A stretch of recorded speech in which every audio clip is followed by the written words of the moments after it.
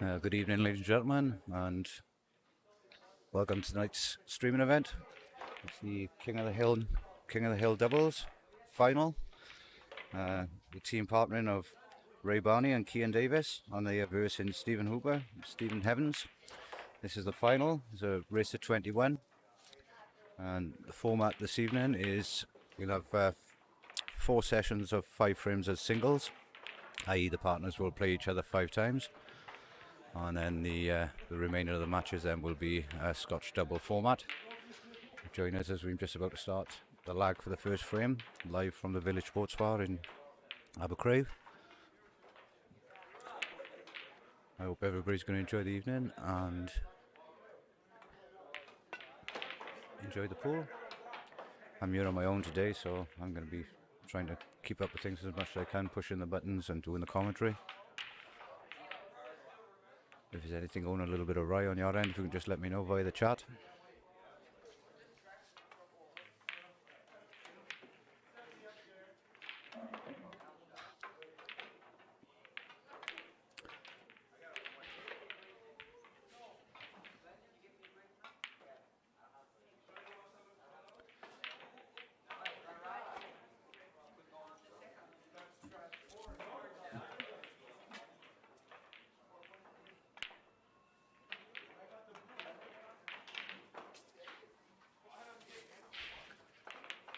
So we start our first frame. Steve Hooper against Kian Davies. First of their 5 frames.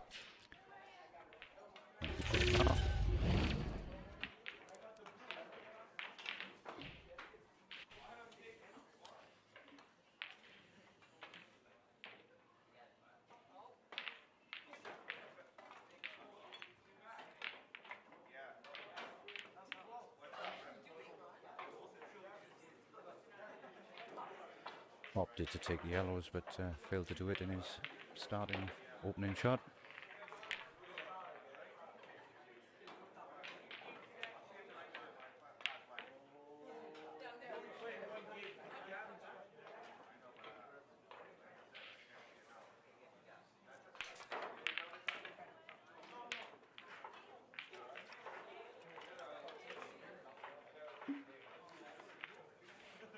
For those who just joined us on the stream, I haven't had the opportunity yet to test the microphone levels and a few other things, so if everything is sounding good on your end, or if anything's sounding a little bit off, let me know and I'll try and make some adjustments as I move along. So, Kieran has just opted, I believe, to take yellows.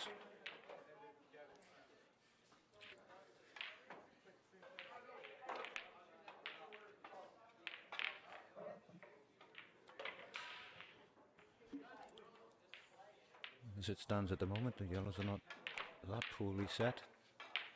Got an opportunity to take the first frame.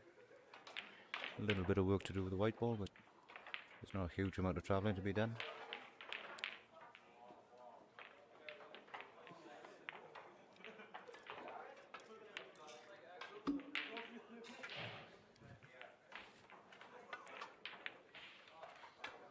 And again, I just reiterate that although this is a doubles match, there's going to be first 20 frames in a singles format. Each player will play 5 frames against each other, and then the remainders of the frames, the race of 21, will be in a Scotch doubles format. And Ryan and Kian doing extremely well to get to the final so far. Playing out the Carmarthen, going through 4 rounds to make to the final. I had a chat with the boys earlier, and Hooper told me that they only went through 3 rounds, so I'm making the assumption that a bye somewhere along the line. Kieran doing a great job here of picking these yellows off. As I said, there wasn't a great amount to do, but did need some focus to get the positioning correctly. Got a great chance of taking up a 1-0 lead here. Not quite sure of his angle on the yellow here, whether he runs forward to take the black to the centre, or whether he can bring it back to put the black in the same pocket. A little bit difficult from the screen angle. If it's straight, I think he'll bring it back. If it's just off straight, I think he'll run it forward. Yeah, he's a bit of betwixt and between. Done the best of what he could do there with a slight off angle that he had. Only thing he needs to be wary of here is the in off, the black to the corner. The in off to the bottom left hand corner. Thanks for your comments, Mark. I'm glad it all sounds good on your end. That's Mark Hobart in the chat. If anybody else got anything to ask or respond about, then by all means do go away and I'll try my best. And that's an absolutely fantastic black there to take the first frame from Kieran.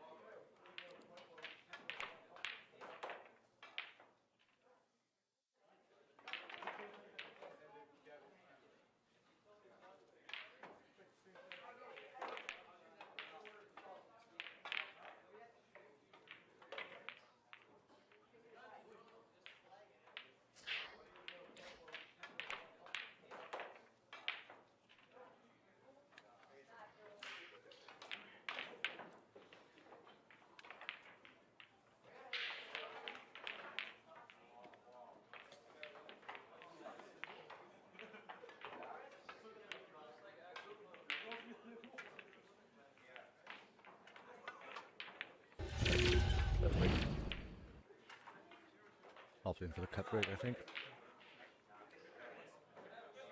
Yep. I think he might just caught the top red as he travelled through, but split them really quite well.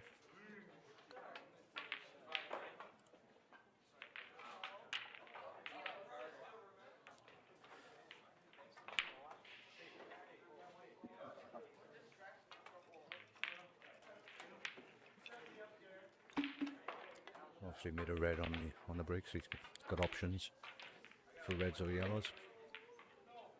Taking a very fine cut back into the bottom right hand corner. Very nice shot there.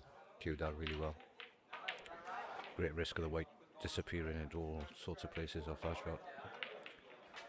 Fortunate enough to get the cannon.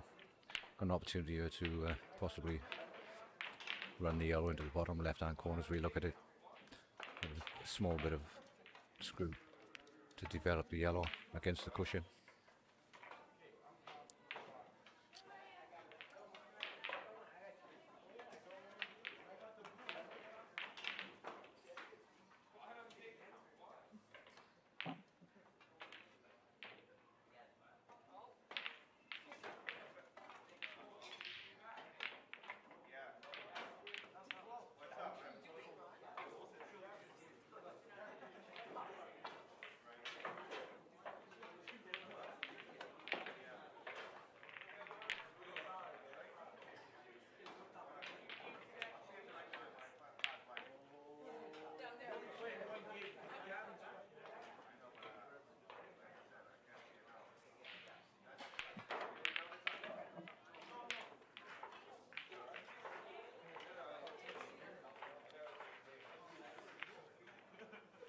It's a nice long pot, but he still has this problem with the yellow tucked to the side cushion.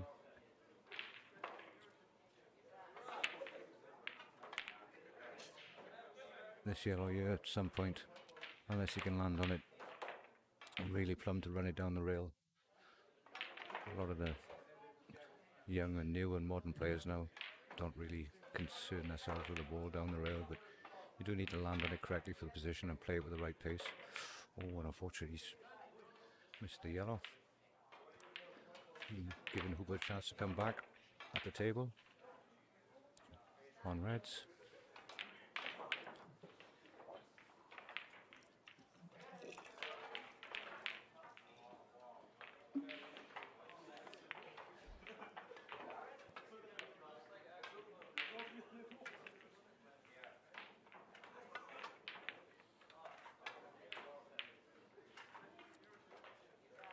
You can see, looking at our stats here, the Euro figures are rising quite rapidly. Welcome to those who just joined us. We're into our second frame of the King of the Hill final. It's Barney Kian Davies versus Steve Hooper and Stephen Evans, who just joined us. This 1-0 lead to Ray and Kian. After Kian took out a nice clearance on the first set for the yellows. Unfortunately, just missed out on a yellow on his last visit, giving Hooper the opportunity to throw it back to 1-all.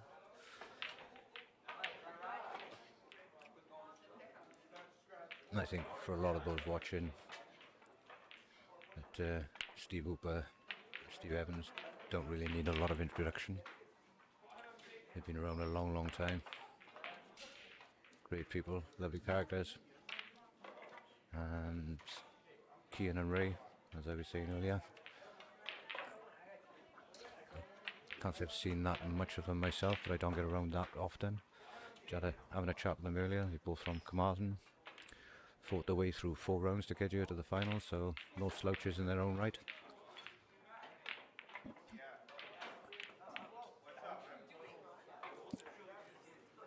Sure, this is going to be an absolutely fantastic final.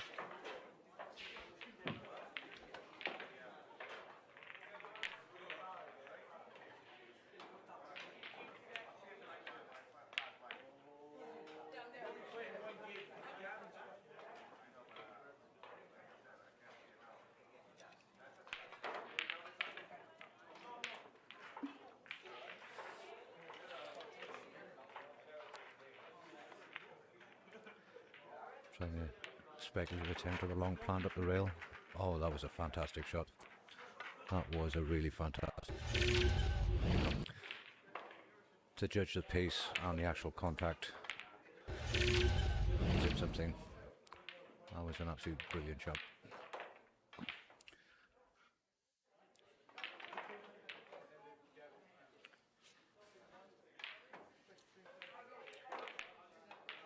Opted to take the yellow into the corner and developing the yellow against the top cush.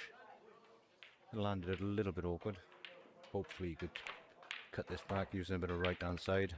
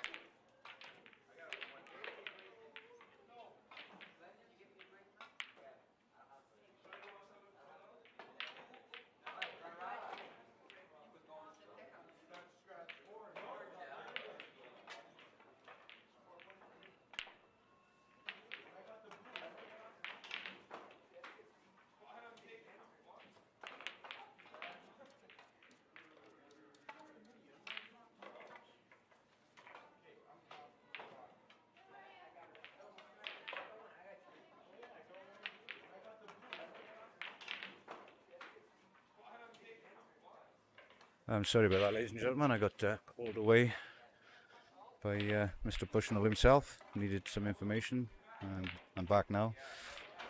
Just catching up with what's happened while I was gone. I pretty much missed things, so you'll have to excuse my ignorance for the moment. It looks like Hooper and Evans have scored one back. And what I can see is Hooper at the table on reds.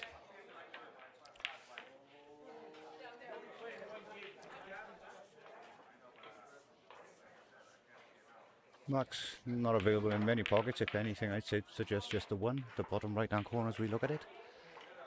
I'm a little bit out of breath while I was running through, so excuse me. Just needs to drop the white. He's left himself the double. Obviously confident in his own ability. We all know Hooper's ability anyway. Unless there is a shot of the centre. Is there a shot? Oh, he played off the yellow.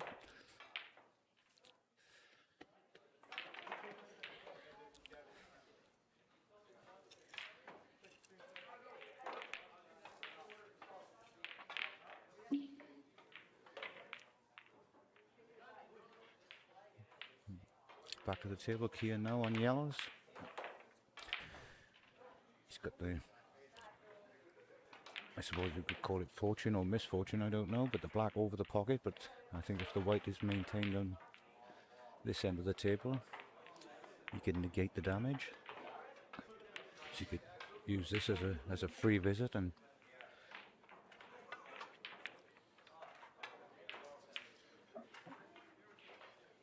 try and put Hooper into a bit of discomfort on his next shot and develop the two yellows at the same time. I can't see he's got a straight pot to go at immediately other than the yellow to the centre, which would go off the black, possibly push the black safe. But obviously the white's going to be travelling away towards the top right hand corner and it's not going to afford him a great deal of position.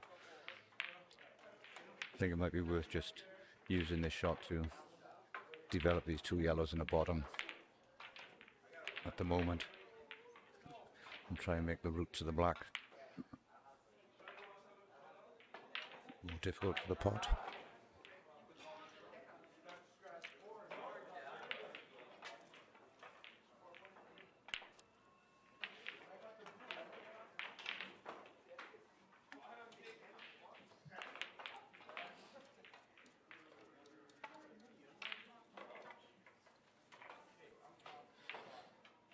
Certainly given this some thought.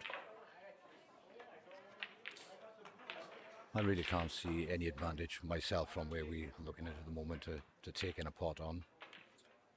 Any pot that he has is difficult in itself and really doesn't give any sort of advantage for taking the pot on. I think the two yellows that he's got together in the bottom, these two yellows here, I think if he concentrated on using a shot to develop those and leaving it difficult for the black to the centre, but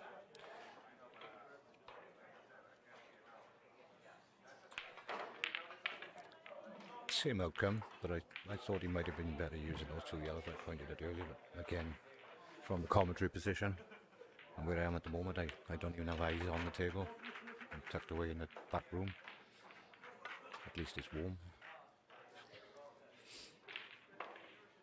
That's a great attempt. That is an absolutely fantastic attempt and a great shot there from Steve.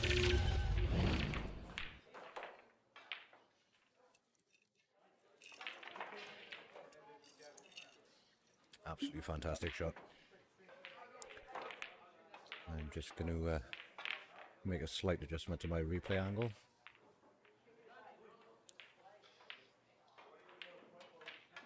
So just bear with me a second.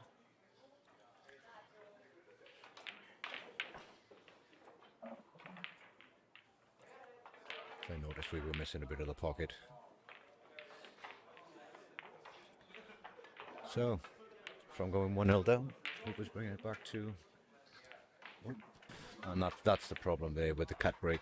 It's all about the pace. Unfortunately, the black went in at the same time, so he's got a second bite of the cherry. But the cut break, it is a fantastic break, but just too much pace, just half an inch too much and the white will jump. And even if you catch anything other than ball clean, you can see caught the top red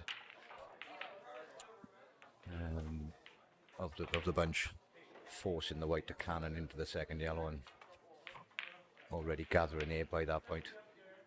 Just magnifies it. So I've seen 3 cut breaks now from Kian, and he is splitting them well, but what I can see immediately in sort of real time, I think, is he's just catching that top red rather than striking into the second yellow cleanly. Not giving him the opportunity to continue with his visit. Steve opting to take, beg your pardon,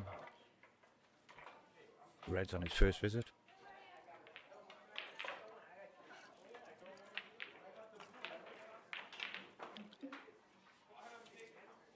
And if you can hear the clunk of my ice as I'm drinking, I do apologise. I tried to set the microphone levels as best I could. Hopefully everything's fine.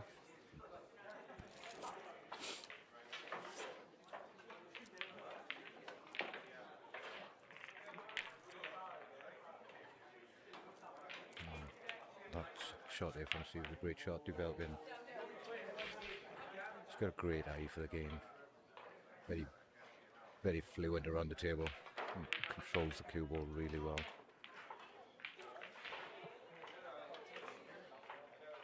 Pleasure to watch at times when he's in the zone. Really, I think sometimes he's in front of himself when he's playing.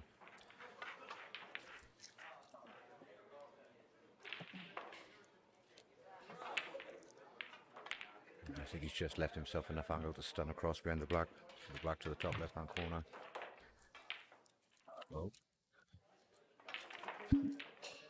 Again, very light work, great finish.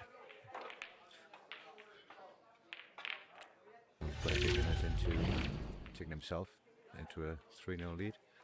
Again, for those who just joined us, this is a doubles event. If you're confused at the moment why they're playing a singles, there are 4 sets of 5 singles for each player to play each other on a singles level. So that's 20 frames in total, and then the remainder of the frames will be played in a Scotch double format.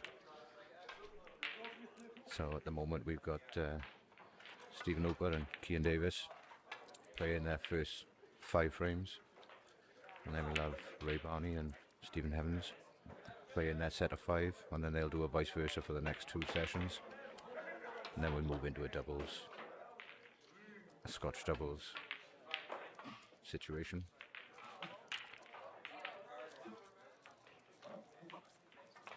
So, Hooper to break.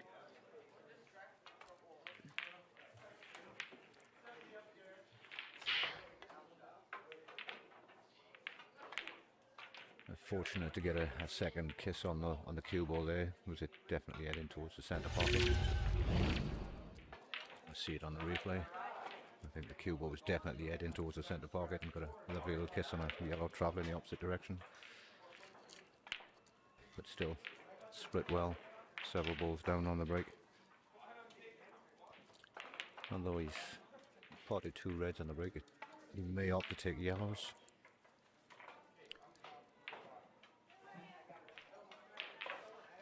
If he opens his account with a plant, the 2 yellows to the centre, it's not a huge amount of work left to be done. We all know we can get a bit greedy sometimes. We put 2 or 3 of a particular colour on a break, and we feel we've got to go for that. There's 2 or 3 shots left, but it's not always the case.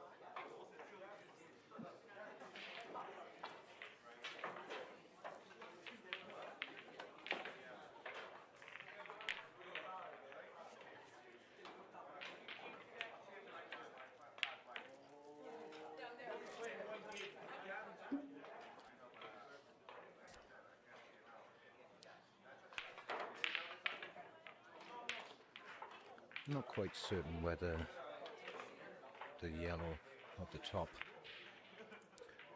will pass into the centre, into the corner pocket rather.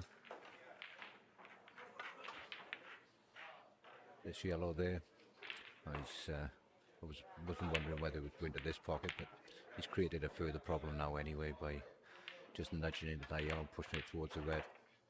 So whichever way he goes about it, he's going to have to use the cue ball and play some development shots.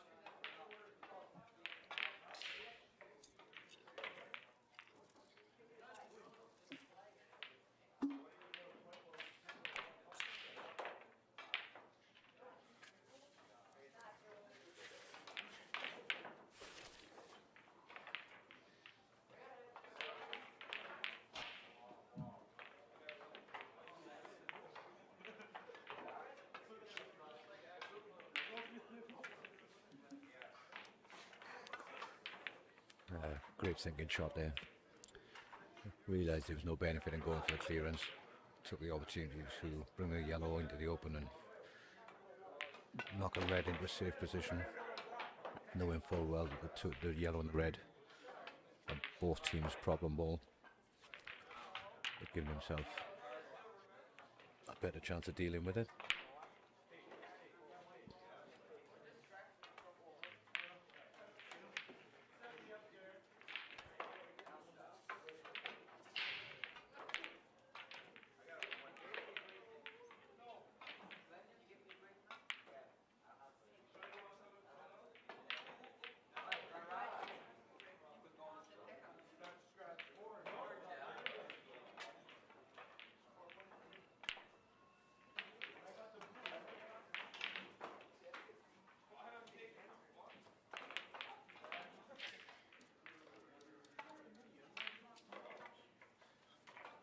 I did forget to put our colours up, but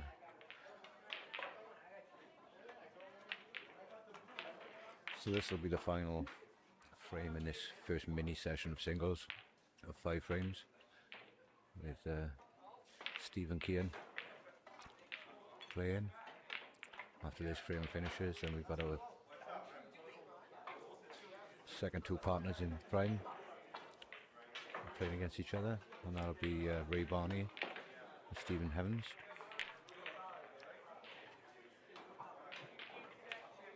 But still a bit of work left to finish this frame for Hooper. I think he might have travelled a little bit too far to try and disturb the red and the yellow together off this one to the bottom right hand corner. He may have to afford himself a better position on the yellow to the centre of the top of the table to develop that last yellow. Ideally you would love to develop a problem ball while you've got other balls on the table, but sometimes you're just forced into a position. Yeah, so there we go. Found a perfect angle to try and develop this. Might even just stand it back for the double. Yeah, he went for the development, but still left himself a double.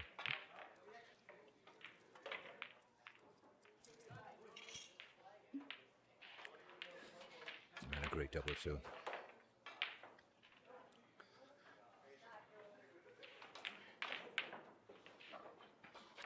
And again, light work with difficult balls here from Steve Hooper. So we move into our second set of 5 frames.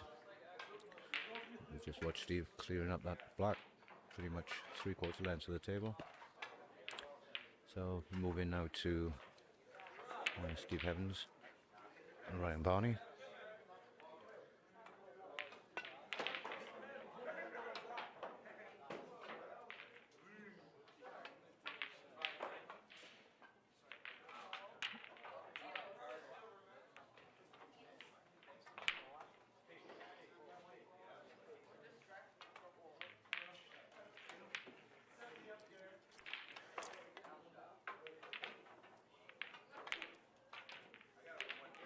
Steve Hooper and his partner Ryan Evans.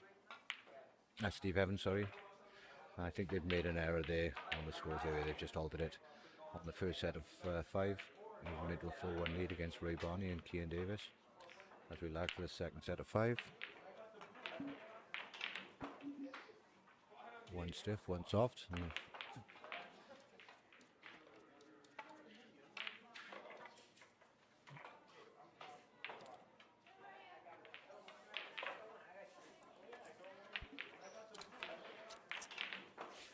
And again, I'm not quite sure if it's Steve or Stephen Heavens, so I'll stick with the surname for now, Heavens, in case I get it wrong. Otherwise I get myself confused with the two Steves on the same side, Steve or Stephen. So Heavens to break.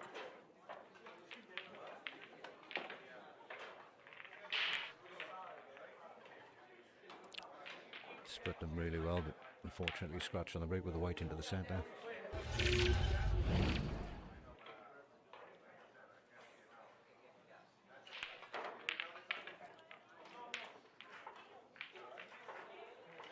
Giving Ryan Barney an opportunity. I think there's a set of tasty looking reds there, especially with cue ball in hand. Anyway from the bulk line.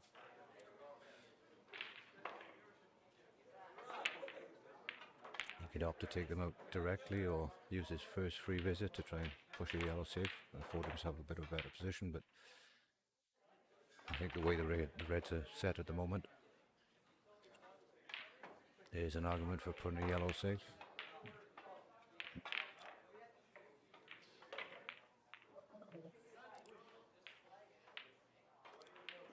Looks like he's not quite sure.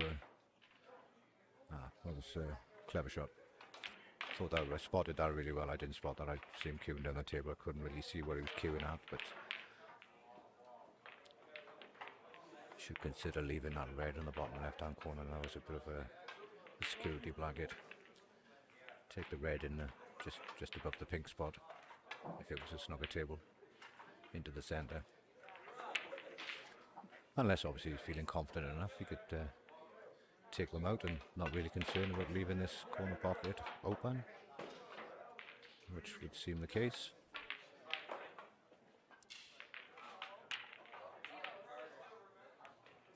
My preference would have been to left that red there as the last ball to even get a better position on the black. And as I said, a safety blanket, but he's obviously confident in his own ability to finish these off. Oh dear. Commentator's curse.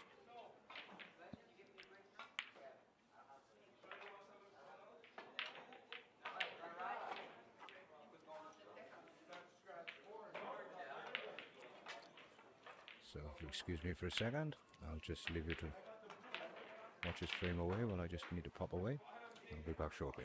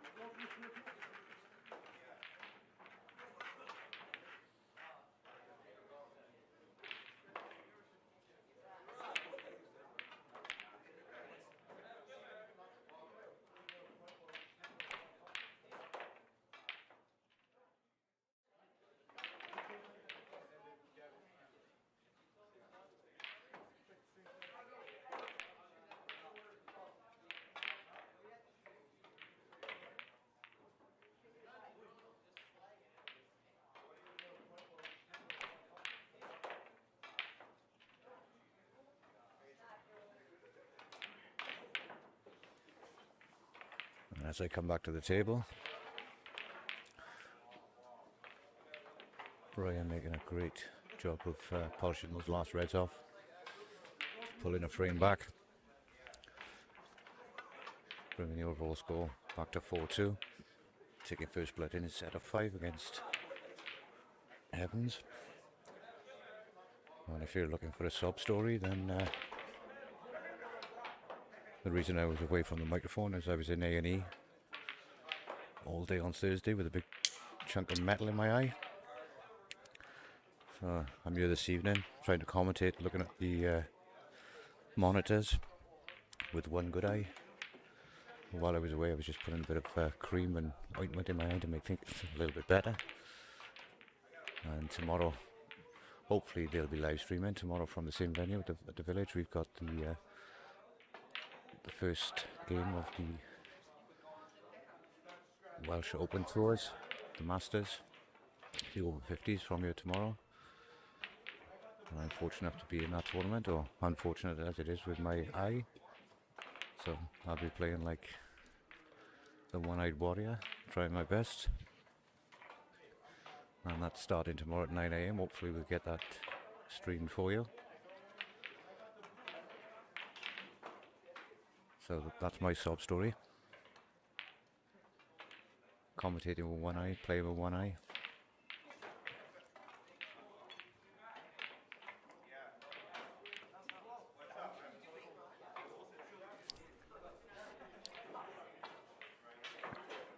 Look up at our viewer levels. Looking good at the moment. If anybody got any questions or any comments, feel free to type away in the chat box. I'll either respond or try and answer or get everybody involved. As Evans is winning on the yellows. Taking for a plant for the top corner. Played that a little bit tentatively. I'm not quite sure if he was going for the plant or just comfortable enough putting the yellow over the pocket. I think that might have been the case because there really wasn't a lot of effort position wise. I think he knew the white was going into a safe position.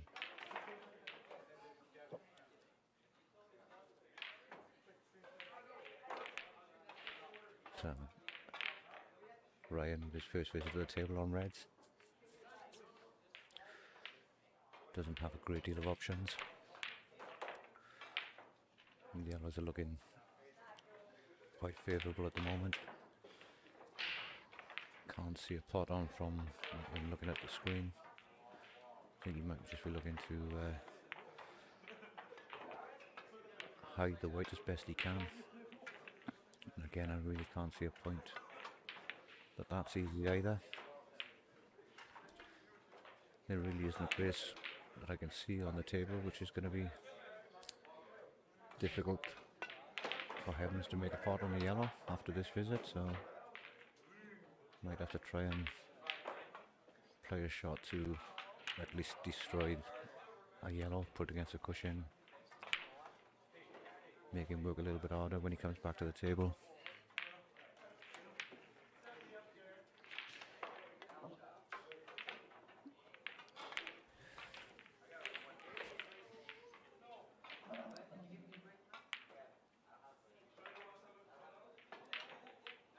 It's in a really sticky situation here, Ryan.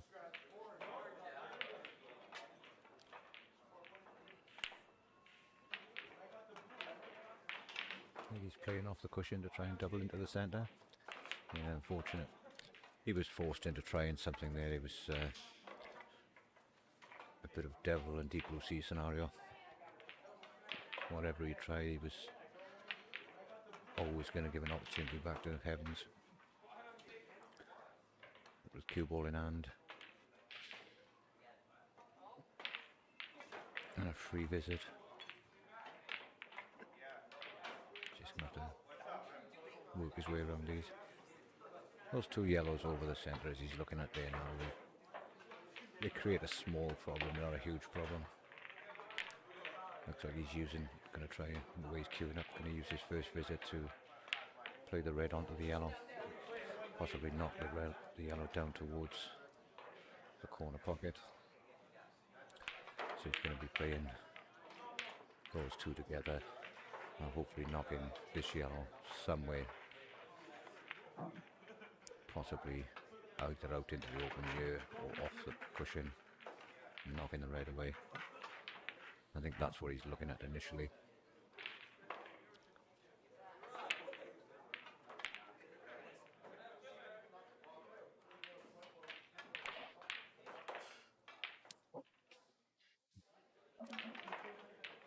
It's the same shot we was looking at, but he played with a pace to bring the yellow out rather than leave it to judgment or luck to try and leave it available for the bottom left hand corner. So same horse, different jockey.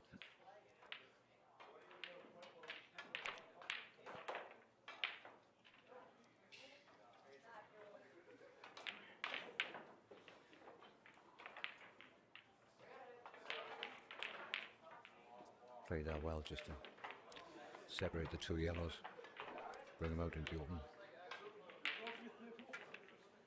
The yellow next to the red by the blue spot, if he was considering as being a snooker table. Although it's in the open, it has pockets available, but they are reduced. He may opt to possibly nudge the red or the yellow just to develop it a bit more, or if he's confident enough to give himself a position to pot it. At the moment, I think it may only go into the top right hand corner, but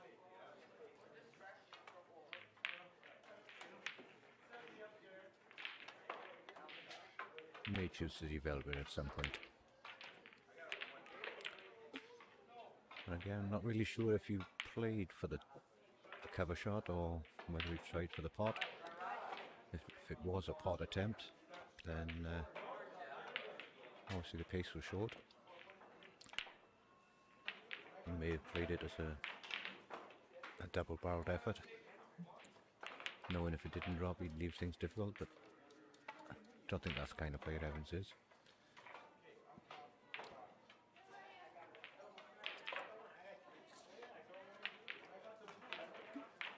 In regards to if there's a way out, he'd take it, but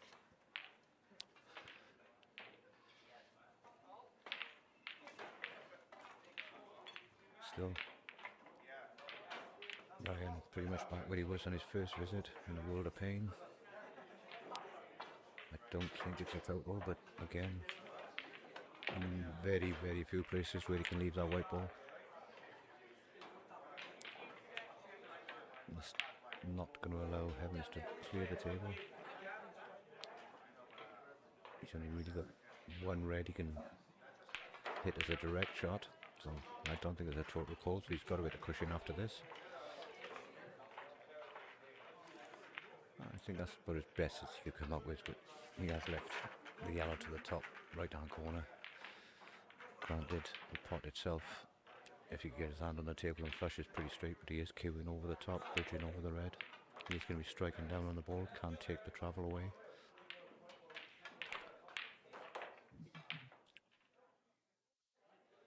I can't see a way back here for Kian. Oh, sorry, Ryan. This should be pretty much bread and butter.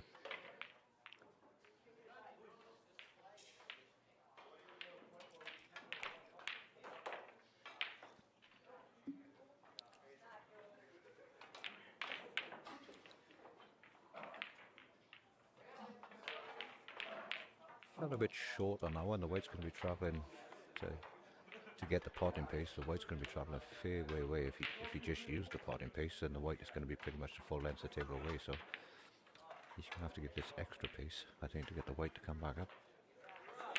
Unless he opts for the double, but if he's going for the cutback, then he's got to travel. The white's got to travel 2 lengths of the table. Yeah, I just about got away with that, I think. Just about got away with it.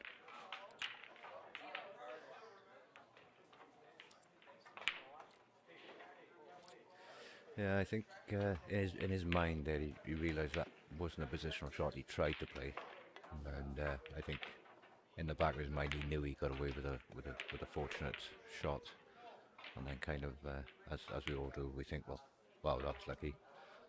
But this should be easy, but they're never easy. Straight isn't easy. Your mind plays all kinds of tricks with it.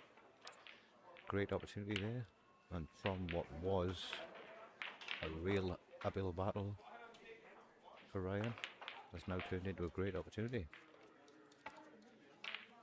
You can see where he's putting his finger because he knows it's not straight, so he's going to sort of punch it away from, and the white's going to be travelling upwards.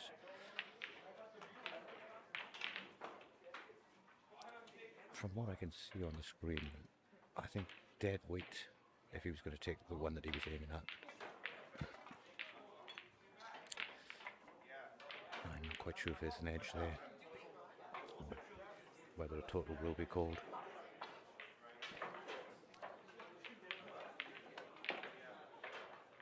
If it is a total, then I'm pretty certain you'd be going into the top right hand cushion. If you look at it, to go off the top cushion to put the black towards the centre. But if it's not a total, then I can't see him playing that one. Unfortunately, I can't see the players from where I am at the moment. I'm behind the curtain, so I can't. Yeah, I think that's what he's looking at, into the corner. Two cushions out, black towards the centre. So it's obviously a total, otherwise he wouldn't be doing this.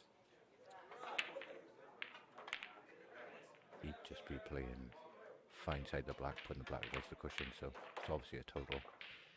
Any kind of contact, and he's going to knock the black towards the centre pocket. Yeah, that's unfortunate. Regardless of the white going in, obviously would have been cue ball in hand anyway, so again, great opportunity here for Ryan to take a 2-0 lead in his set of 5.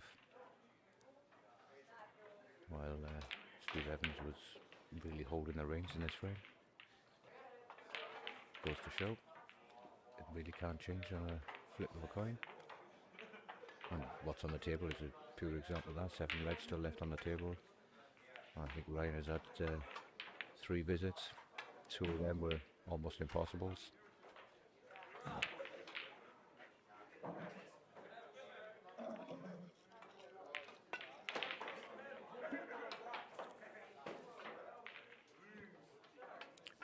He left himself in a little bit of a sort of 50-50 no man's land situation there again. I don't think he's going to pack up.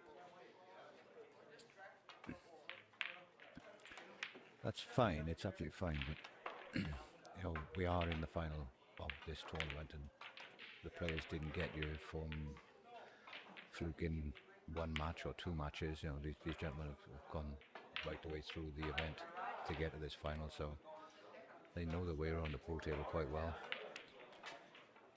Sometimes you've just got to take, you know, if you've got 2 shots, you've got, and the balls are pretty much on the table, sometimes you've got to take the ball by the horns and ride it. But you're just giving opportunities for anybody really of this level, of all 4 players level, to find a shot. Now, if he'd made contact with that black and just found himself tucked behind it, then Ryan would be sort of hitting his head against the wall saying why. So at some point he's got to bite the bullet and say, well, these are mine to take. I'm not going to get a better opportunity than having cue ball in hand, 2 shots, reds open. So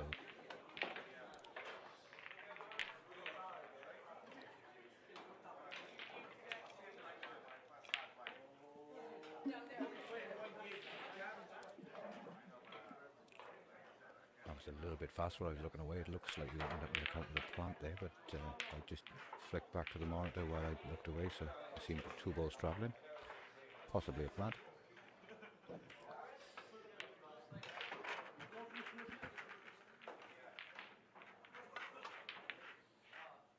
Let's just take your time now, and I think he's gone maybe 2 or 3 inches further than he'd like there. Might be worth refusing this cut back to the bottom right hand corner and taking the centre ball.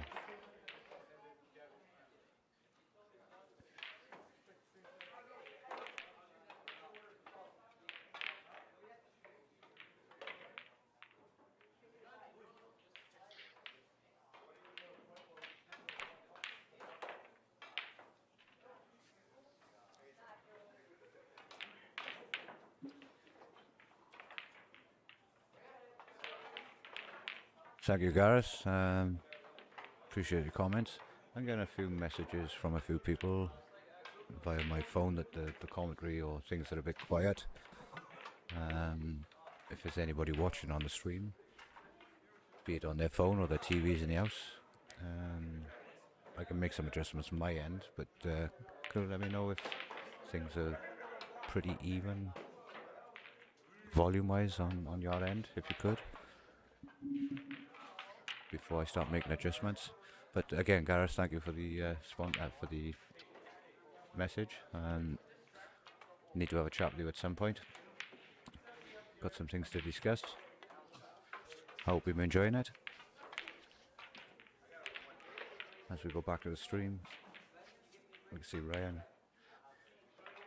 from what was really a dead horse, is coming back to, if he can travel the white back up off this bottom rail far enough, he's going to run short. Really could have done with an extra 6 inches on that, but if he can cut it back or double it, which one is he going for? Going for the double, and a great double. The problem with the cutback is obviously the white would have been travelling off the side cushion pops up towards the top right hand corner, so took a great double to finish the game and opened his account with a 2-0 lead, bringing the overall team score back to 4-3, I believe.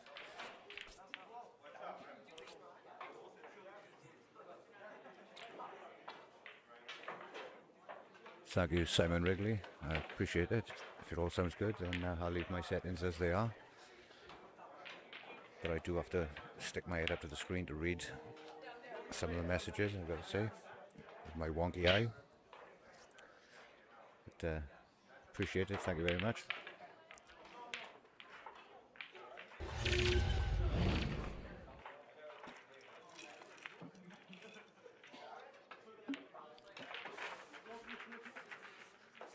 While I was looking away, I managed to hit the replay button, but I don't know who broke.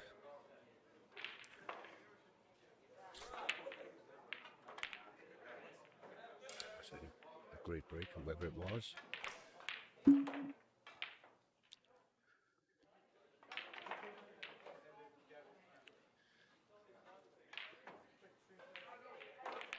This is one of those situations where, again,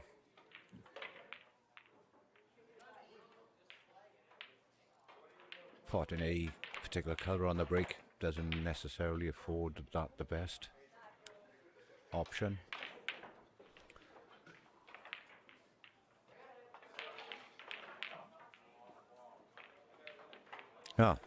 Something's gone a little bit right then. Thank you, Simon. I didn't make any adjustments, so I just moved my microphone a little bit. Can you let me know if anything is back or gone?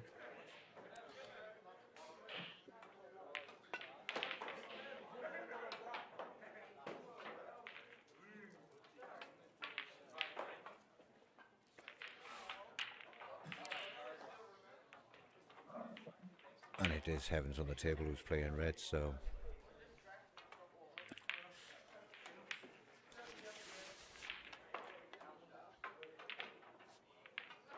at the moment, for all those in viewing land, I am here on my own today. So I'm trying to push the buttons, play the stream, do the commentary, check the comments, keep everything running. So sometimes I need to be awake. Thank you very much, Simon. Appreciate it. But, I would like your help. If anything goes wrong or if anything is going awry from the viewing side of things, then please let me know and I'll do my best to sort it out. And Steve is doing a great job of clearing these up. I think he's frustrated after his first 2 frames, specifically the last frame, where he knew he had Ryan on the ropes. I think that was an angry visit there from Heavens. Just watch him taking away the black as they reset for what I believe to be their 4th frame in their set. Again, for anybody who's joined us at the moment, you may think this is a doubles match. It is technically a doubles match. You've got Steve Hooper and Steve Heavens. playing against Barney and Kian Davies in the doubles King of the Hill final. But the format is the first 20 frames are 5 sets, 4 sets of 5 singles each, so each player will play each other in a sort of singles session, and then from there on in there will be a remainder of all the frames are going to be a Scotch double format. So although it's classed as a doubles, technically it is, but I personally like the idea over 21 frames, a race to 21, but you get the opportunity to shine as an individual for your team and then play as a team, as part of a team. So I quite like the idea. So take the colours away, I forgot who was what.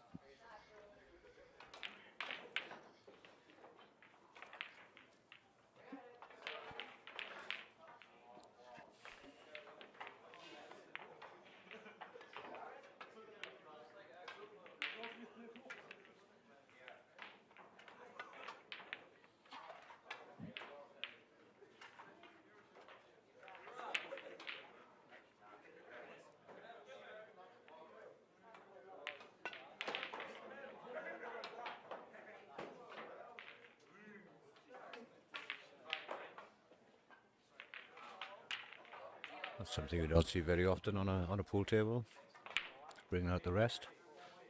But, and those that play know it is 7 foot long at the end of the day. It's half the, well, 3/4 the size of a snooker table. Sometimes when we watch on the telly, they do look like they are toy tables, but I can assure you they are not.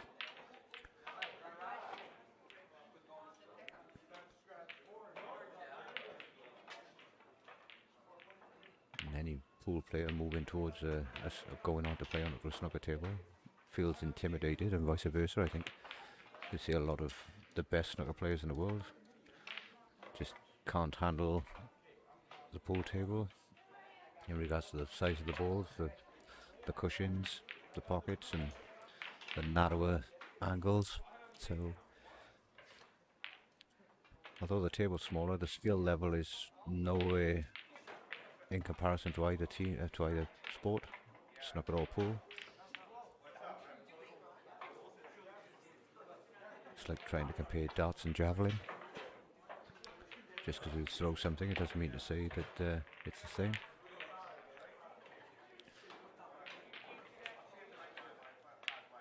So as you can see, Steve Evans here queuing up on reds. I think he's looking to see whether that red close to the yellow, just above the pink spot, will go to the bottom right hand corner, left hand corner. And if it didn't, clever enough, he left himself an opportunity or an option for this red further down.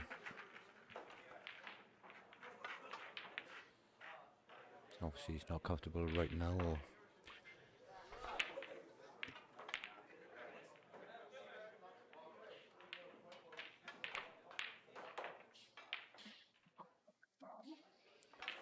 obviously found a perfect angle.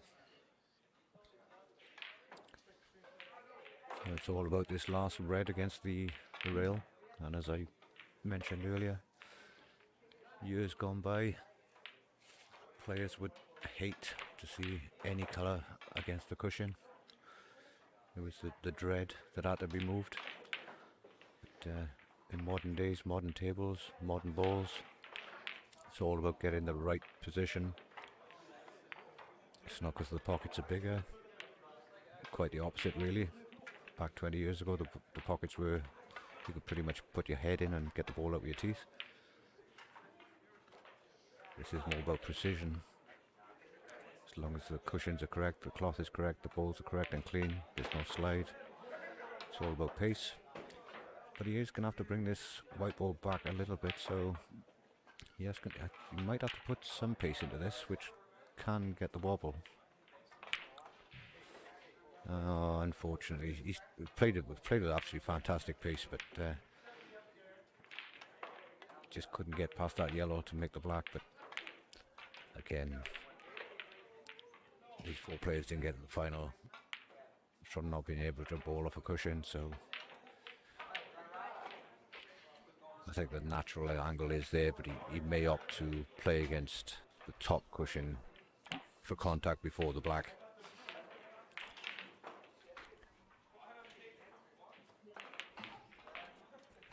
Possibly a tracer right hand side, but rather than hitting the ball solid, that's it, playing off the bottom cushion.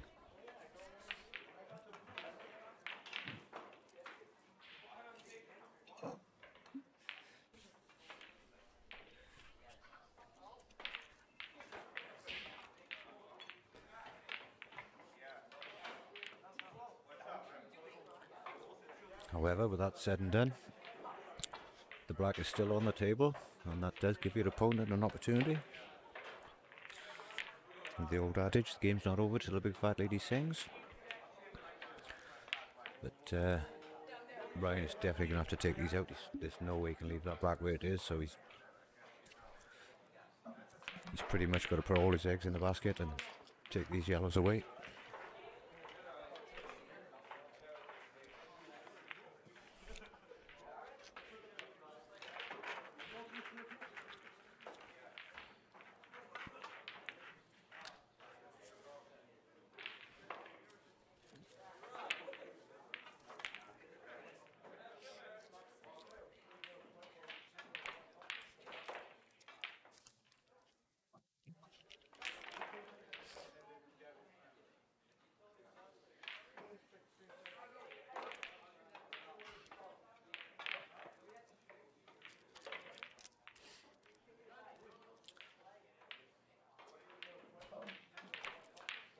He took several looks at those two yellows, just made sure that he could come across enough to make at least the bottom one, I think, into the corner pocket. The top one I don't think went, so really needed a reasonably good positional shot there. And if he can get the white back at the table, just playing off the right hand rail. Opted to stun in, but that literally should be all it wrote. And again, I think Evans may be kicking himself. I think that's 2 frames back to back where he took a 6-7 ball advantage down to the black and ended up losing the frame. I think anybody with lesser stature might end up kicking themselves, but pretty confident he'll know just how to put it to one side. Forget about it, get on with it. Still a long way to go. Race to 21.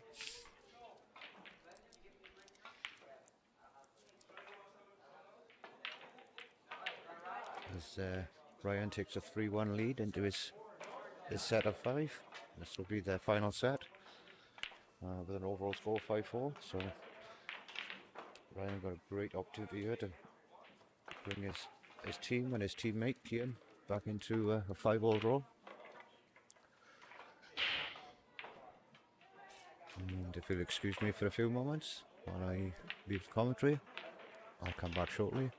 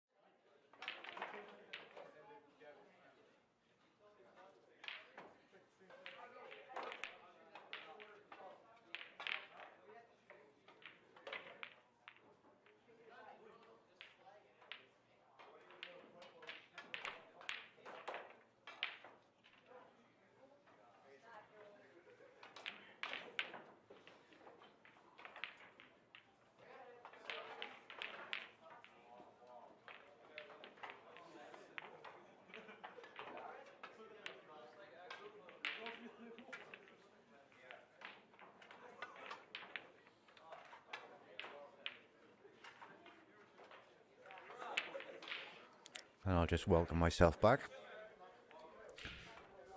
as we settle in.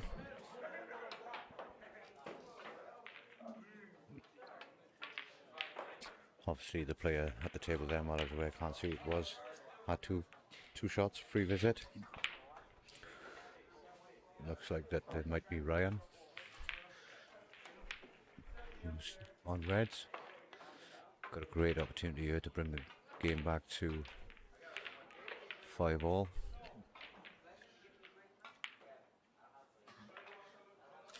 And just a reminder to everybody, this is a doubles final. It's not a small final by any stretch of the imagination. The winners of this tonight will be taking home the grand prize of £1,000 for the winners. This is not a one-off match. These gentlemen have trolled their way through some of the best fields. And that's a great shot, great positional shot there to get through to the final. And Ryan undoing his partner's 4-1 loss in the first session to come this session to bring it back to 5-all. So we've got 2 more sessions of singles, 5 frames each. I'm not quite sure who's on next. I'm assuming it's Steve Hooper and well, it could be either or. So we'll just wait till the players come on. So as I said, great opportunity here for both teams rather, to take home £1,000 winners prize fund.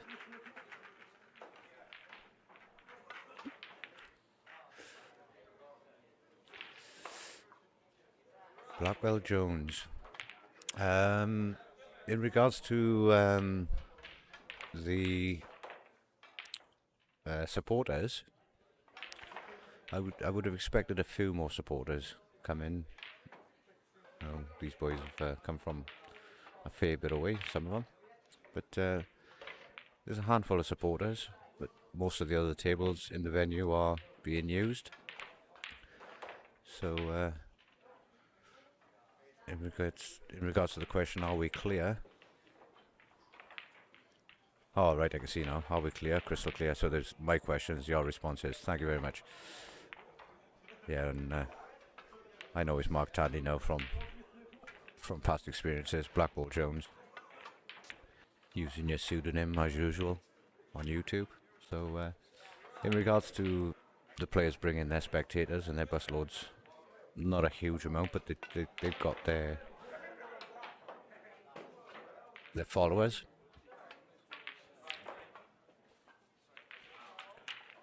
So I can see Steve at the table, Steve Hooper, breaking off. So I'm making the assumption he's going to be playing against Ryan. So Ryan's staying on the table.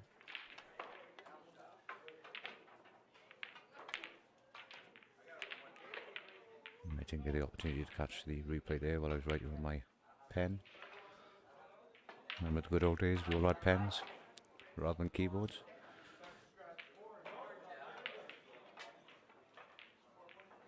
So Ryan Barney staying on the table to play his second session against Steve Hooper. This will be his both players' final session of singles.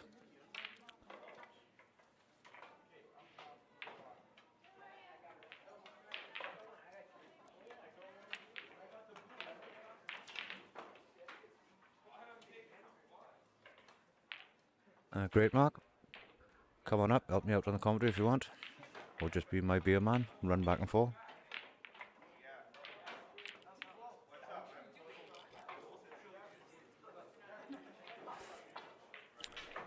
That's absolutely fine, Kevin. It's some of these tournaments go on for a long time, and at the end of the day, we are in a public house. They don't sell water. Well, they do sell water, but very few people drink water. So, not my place to say who says what.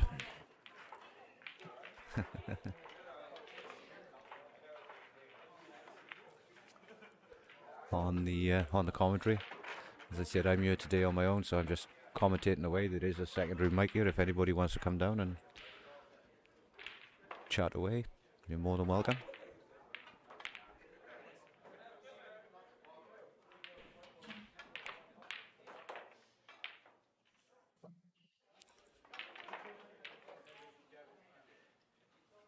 So while I was looking up and talking to the streams, you can see the Hoopers making light work with these reds. Just needs the right angle on this last red to get behind the black for the bottom left hand corner as we look at it.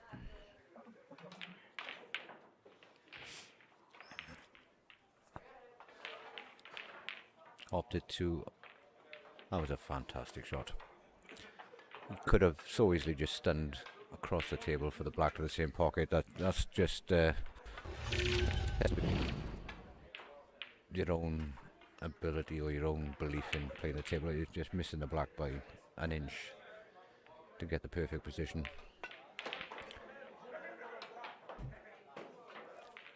So Steve carrying on from his form in the first session of 5 to take a 1-0 lead over Ryan Barney. But still, as a team event, it's still very close, 6-5 overall.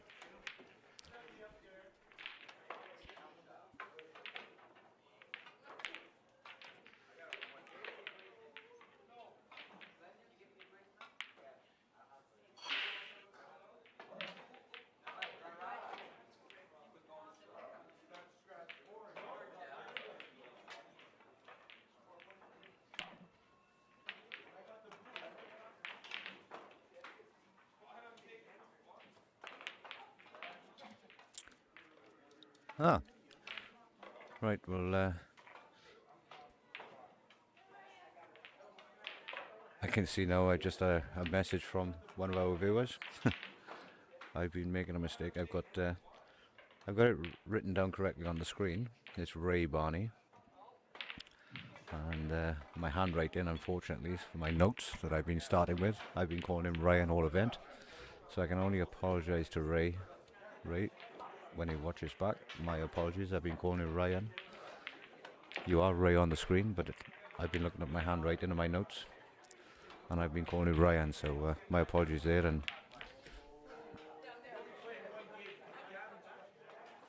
I don't know whether I should say who pointed it out to me, but she's a lovely lady. Does a lot for pool. Wife to another great fella. Does a lot for pool. But there we go. I'll alter my handwritten notes and stick with what's on screen. Thank you very much. So it's Ray, not Ryan. My apologies to everyone.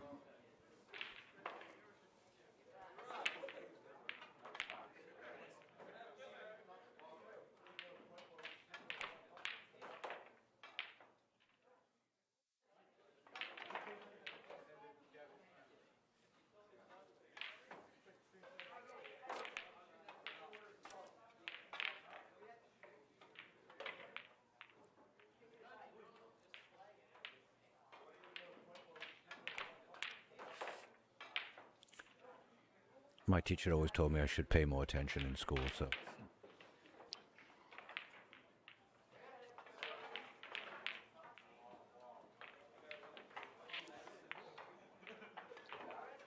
So as we go back to the action, we can see that Ray is at the table.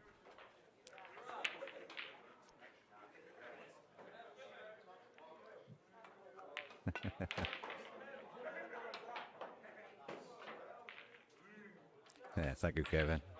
I dare say I'll get a little bit of abuse off the chat box shortly for my mistake there.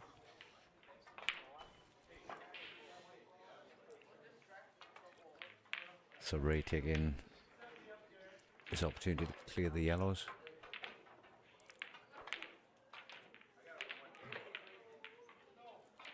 I can see at least 2 options here, both difficult. Possibly the double into the centre. It looks like he might be going for the cut, but I think the double is the, yeah.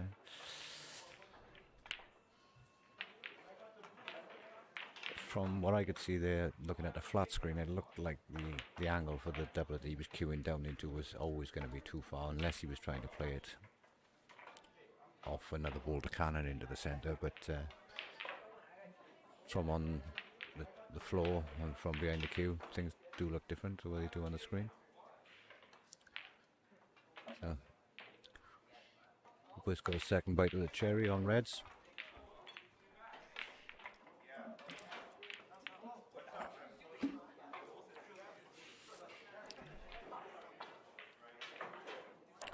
Oh, I think he's. I was looking away and I'm looking back down. I think he's lost the weight. Yeah. Again, I can't see the table from where I am. I'm just looking at the screen, so I look away. I do miss action, and with my wonky eye as it is at the moment, I've only got one good eye. So he's obviously lost the weight into a pocket somewhere along the line. And Ray's got a fantastic opportunity here to bring it back.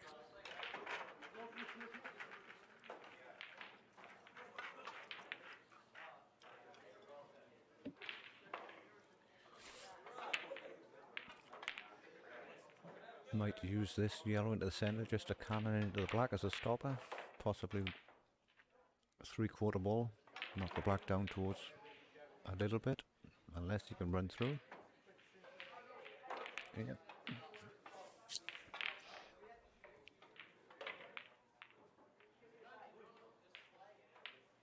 Just concentrate on the pot. Black should be available to the centre.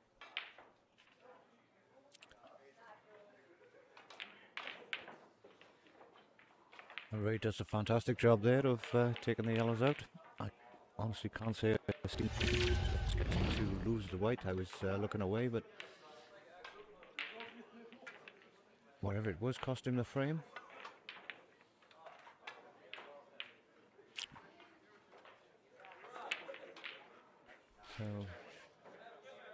So Steve Hooper, Ryan Barney drawing level on their singles match in effect of this doubles. 1-1. Keeping the overall team scores very tight at 6-6. Oh, we've got it down to a race to 21. I spoke to the players earlier. They seem to think it was a race to 21. Don't really have that confirmation at the moment, but we believe we're confident it is a race to 21.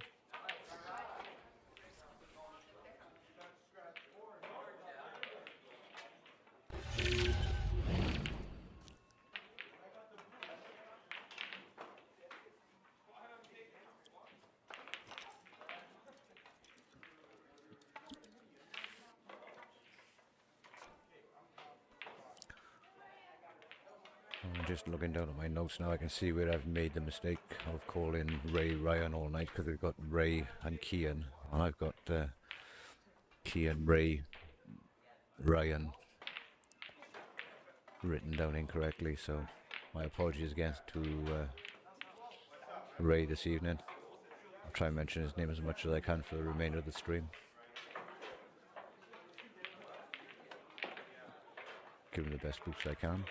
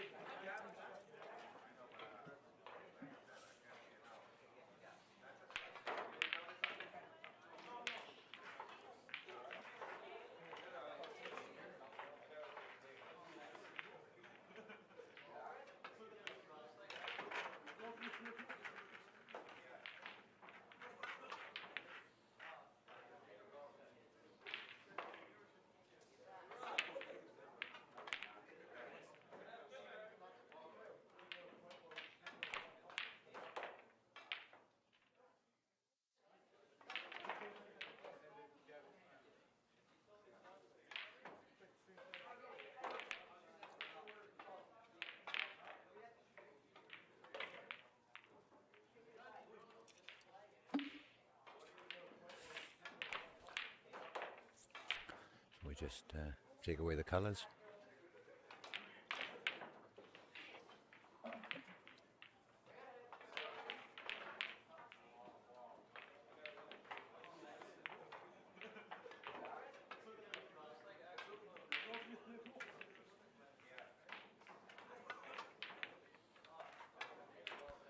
Ray opting to take reds. If there wasn't opted before, I was looking away, so it's got an opportunity here to play the red into the centre and possibly nudge through to the red closest to those two yellows. And just develop it slightly more than it is available. I think that was his goal, but maybe not. The red may go to the top right hand corner, in which case then he's looking at a great opportunity here.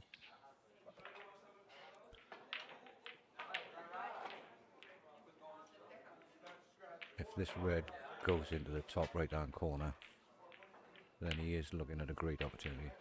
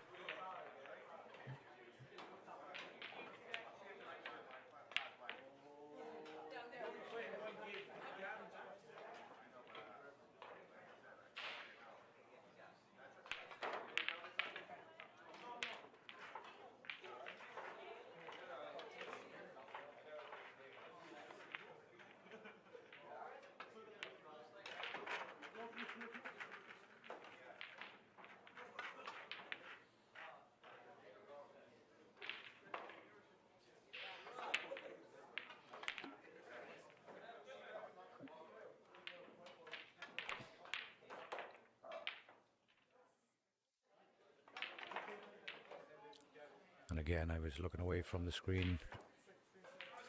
Well, Ray might have missed his red, so Steve Hooper is back at the table playing on yellows.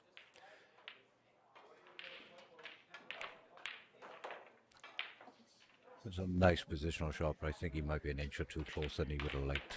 But should be able to just tuck that away, as he did.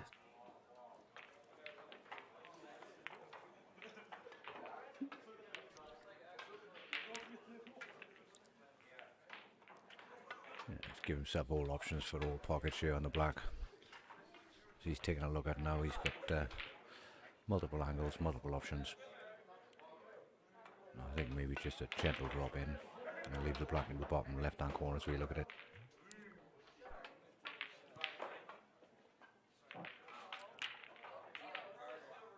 And oh, I was just about to say Hooper has taken a 2-1 lead in his second sessions, but wow. So if Ray can just drop this red in the top left hand corner, the white is naturally travelling back down anyway past the halfway line, and it's game over. I think he overcooked that slightly, but still a cut to the centre, and the white's going to be travelling up and down behind the black. And I think Hooper might be kicking himself there. I'm pretty certain he was confident that that black was disappearing. So wow, Ray's taken a 2-1 lead up in his second session of his 5 frames against Hooper. Taking a 7-6 lead as a team overall.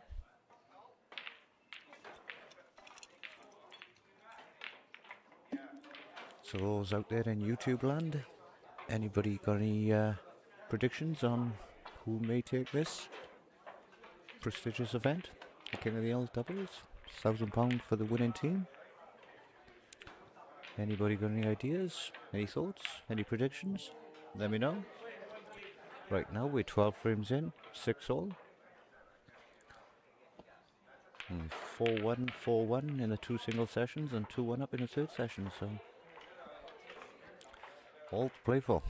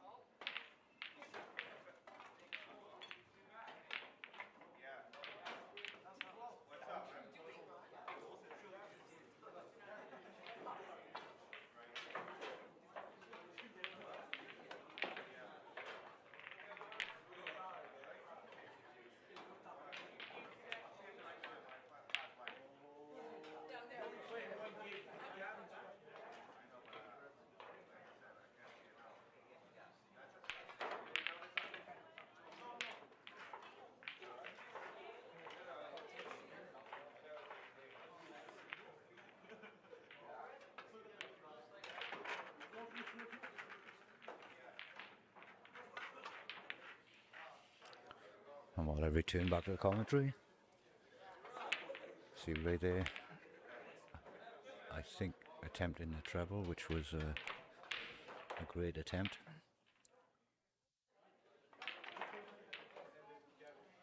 Or at least I thought it was while I was away. So yep, it's Steve Hooper at the table.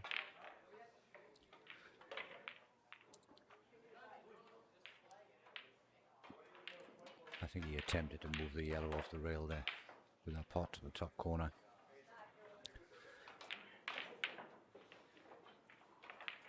I think he's fully aware that although playing a shot on the rail now is quite common for most of these players, and that's a pretty big ask to run that yellow down the rail and get on the black if he was going to leave it as his last yellow.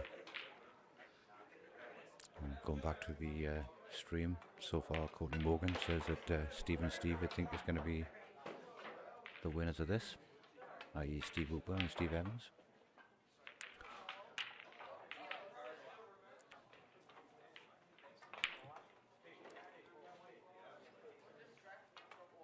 I think Hooper purposely left himself low on this yellow to travel up. Giving himself the cut back. Ow.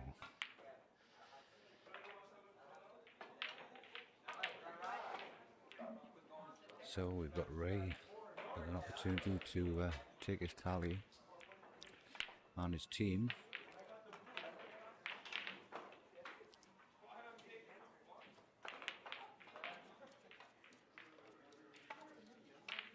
So, a great shot there from Ray, taking his tally up in the singles quite high. Winning his first session 4-1 against Steve Evans, and I think he's leading this session 2-1 at the moment, giving his team of himself and Ray, himself and Kian, an 8-6 lead.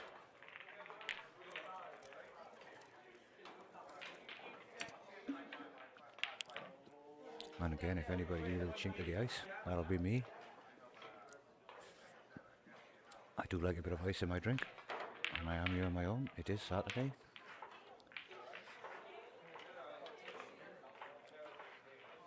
So we've got Steve Hooper to break.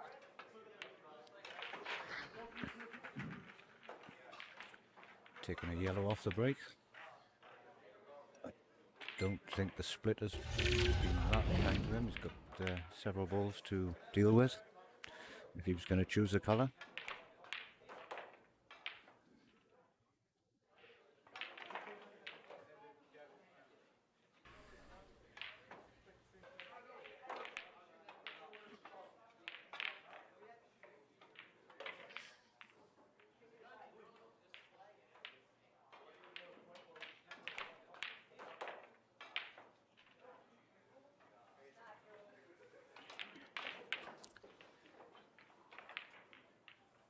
Opted to take reds.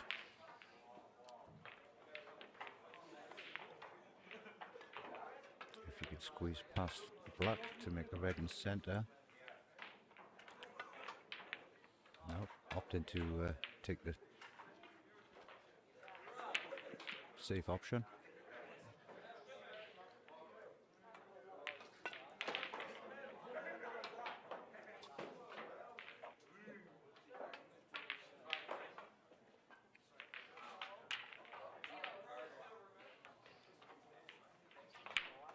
This could develop into a tip-top affair for a few shots, but I'm pretty certain that Steve Hooper won't want that.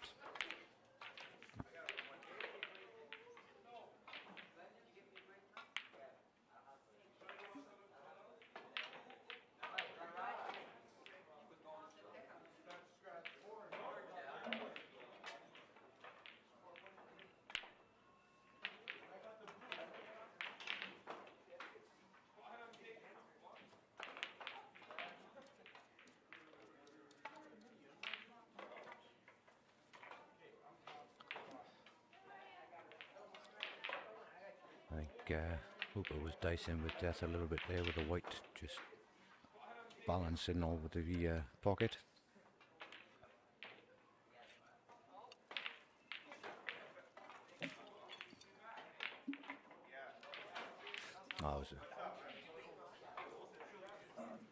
I looked away, but I think he may have fouled there by canning the yellow into the red. So.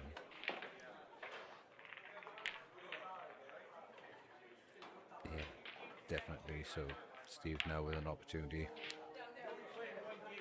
clearing the pocket, making things a bit clearer. You certainly see he's got his tail in the air. Not one of those that likes to tip tap around. The opportunity's there, we'll take it.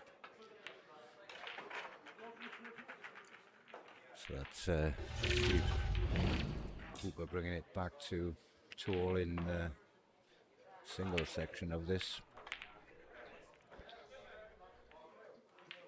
Taking the overall team score to 8-6. These two now will play their final frame as a singles part of this team event, this doubles event. And Steve will go, oh no, sorry, I beg your pardon. I'm like, sorry, they hadn't put the score up, so that was the final time that those two took a part in this event as a singles. They'll now come back when they start playing again in a Scotch doubles part of the tournament. So now we've got Steve Heaven playing Kian Davies.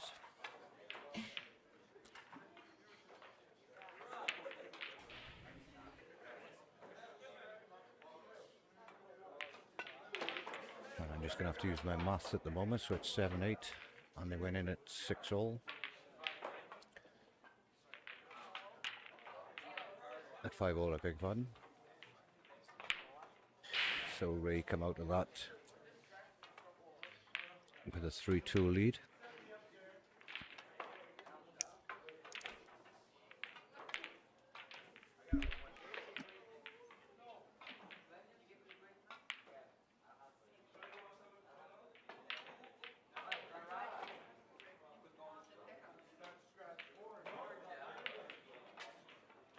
Just so I can stop my phone ringing and beeping and tinging. Just a reminder to everybody that this is the final, and the winner of this is going to take home the prize fund of £1,000, or the first prize of £1,000. The runners-up will go away with £300. Again, this is not a one-off match. This is a tournament which they've earned their way into this final position. So the winning team, the winning pairs, will win £1,000 for tonight's event.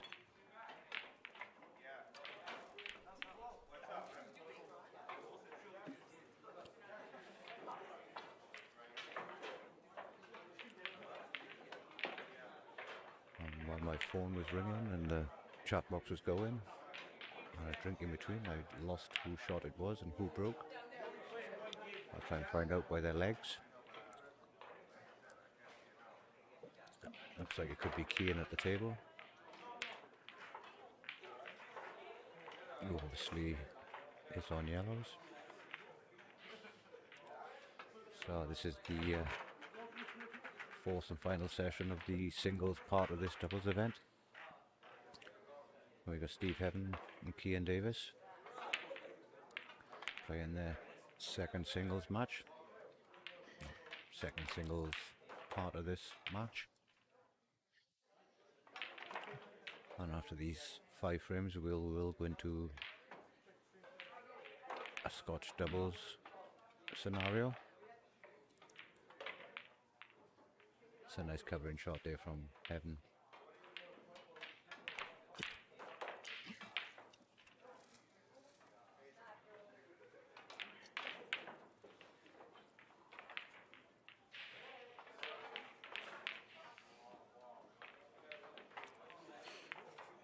Again, if I call a shot wrong or miss a shot, I'm going to blame it on my wonky eye. I am pretty much useless at the moment with an injury to my right eye. That's my excuse and I'm sticking to it.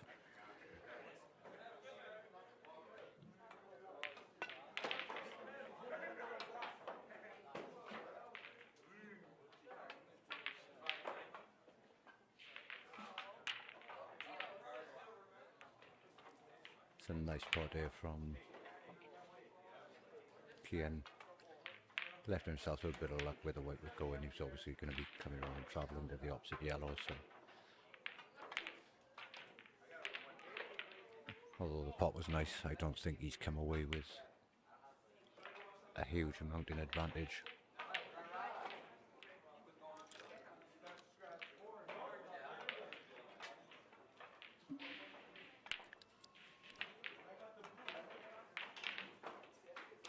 That is a really, really nice shot. I think he would have been happy enough if he just covered the pocket on that one there. That's really first prize. Taking the pot. Got a great opportunity now. He's got the one yellow, which is going to need some work. That's this yellow there.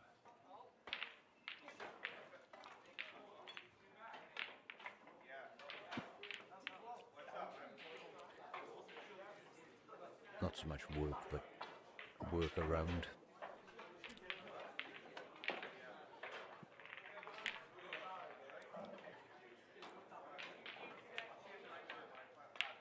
He obviously got something in his mind, playing that at that kind of pace. Possibly a cross double back to the corner. The white's going to be travelling up the table.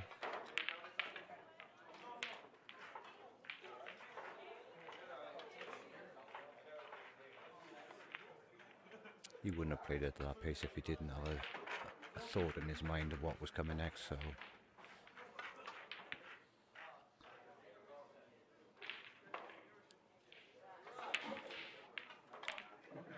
from what we can see on a 2D vision on the television is possibly a cross double back to centre, unless he's going to cut this into the middle and play the skill shot up and down off the top rail. Oh, that is an absolutely fantastic shot. That is a worldie. In all fairness, whether that was his initial plan, that is a winning shot. That is a worldie. I'm just gonna. Oh, unfortunately, I've missed out on the replay on that one. So that was a world-class shot.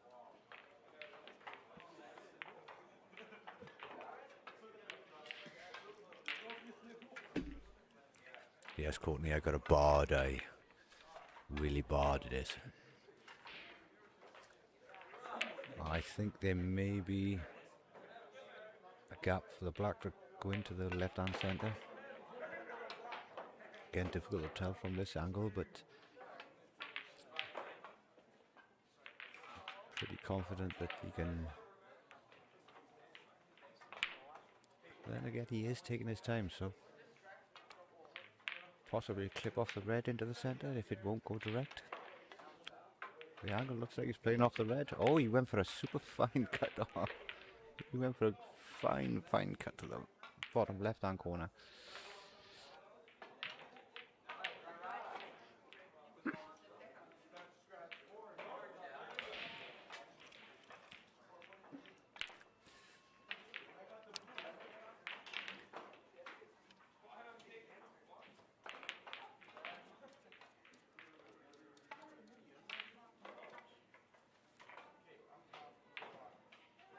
Again, Steve Evans opting to take the safe route.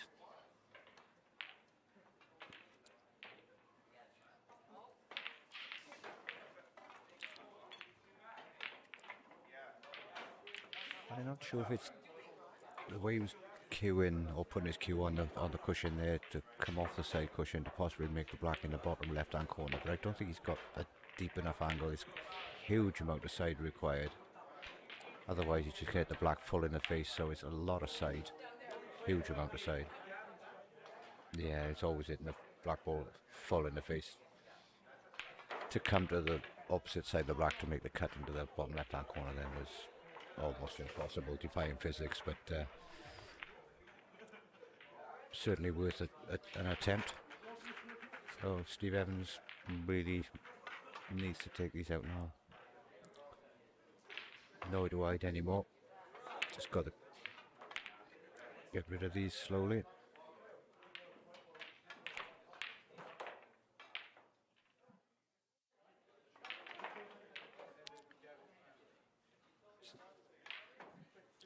got a couple of options: centre, corner, corner. A little gentle stun screw, bottom right hand side. Perfect. Even if he's straight on this, he still should be able to get his hand on the table and come back. If he's got a bit of angle, he can force it through off the top cushion, but they're looking like he's screwing into it, so it's straight, so he should be able to come back down the table. Red to the bottom left hand corner, red to the centre, but it's about the angle of that last red before the black. Oh, just taking the opposite direction.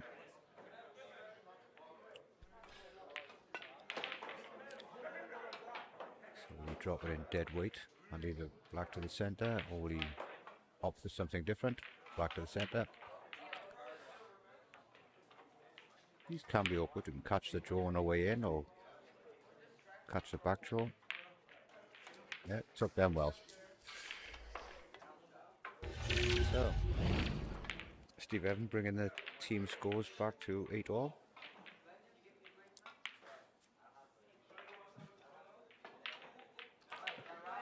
And for that moment or two, ladies and gentlemen, I'll leave you for 5-10 minutes. Just need to water the horse, train the snake and all the rest of it. Have a quick puff on the cough stick. I'll come back and speak to you all in a little while.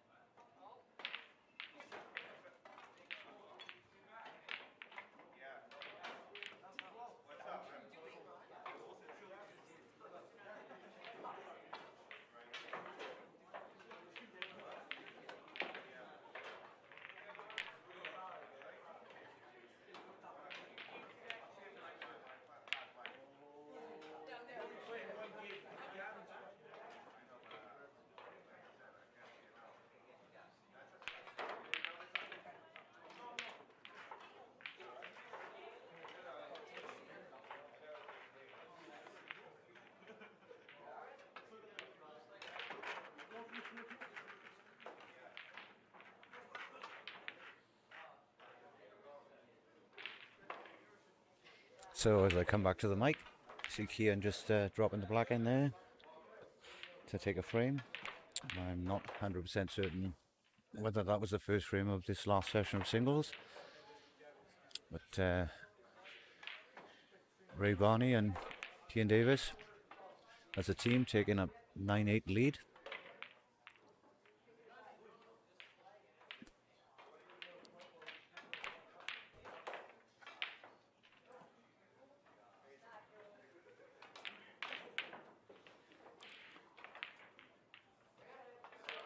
As we move into the 18th frame.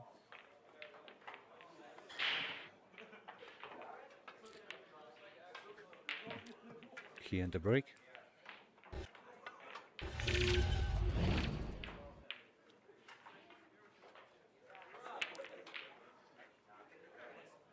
Didn't really get the white into the pack, but I think the separating and spreading balls done the work for him in regards to opening the pack up.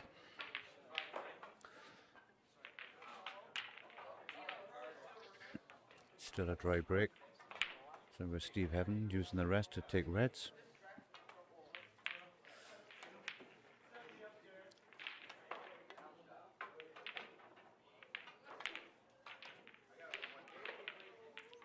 Yeah, I'm pretty confident that no intention in potting that red.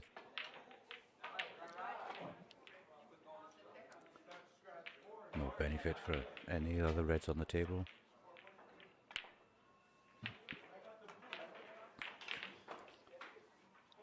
So Kian, the first shot on yellows.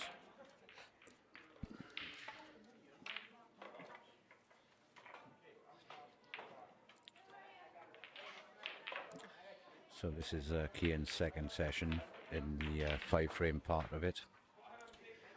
And he lost to Steve Hooper in the first session, 4-1. And his partner Ray Barney come back to beat Steve Heaven in the second session of the singles, 5-frame sessions, 4-1, to bring us back to 5-all.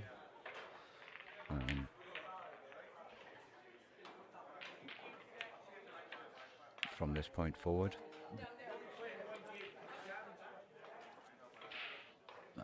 that's Steve Hooper then losing 2-3 to Ray in the third session. So that, after this session so far, Ray and Kian leading 9-8. So it's 17 frames of the 20. It's the singles part of the doubles.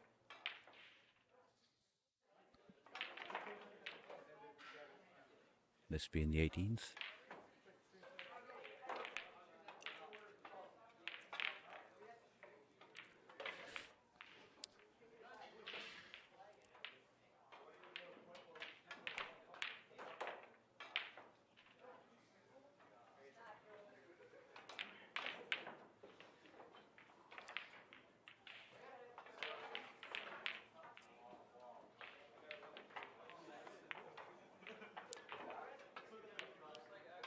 You can only imagine that both teams, both partner teams at the moment are thinking about the score.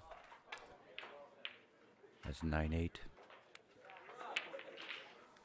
So if Ray and Kian were to take the next 3, they'd be going in with the 12-8 lead into the doubles part of the tournament. And Steve Hooper and Heavens. Them obviously thinking if they can take the next 3, then they might be going with 11-9 lead. So me personally, I think I can see either team going into the double section, the Scotch double section, with possibly a frame lead. Could go either way.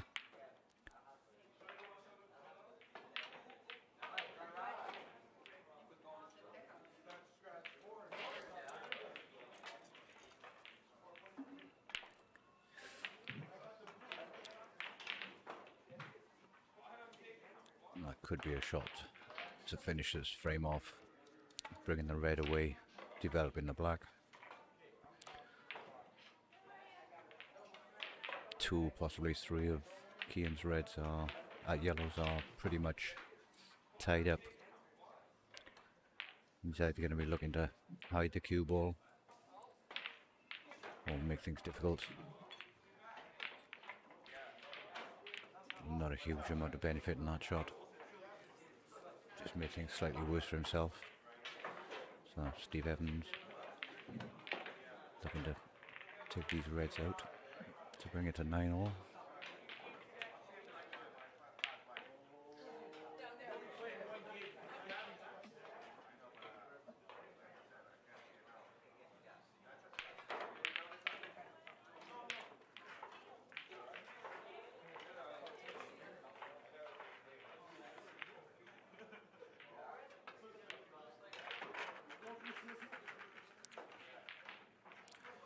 I think that probably might have you if he takes this red. He might just cannon into the yellow, so he's putting a little bit of draw on the ball just to get past the yellow. Or actually come back off the side cushion, so yeah, avoided the cannon on the yellow, which would have forced it over to the left hand side of the table.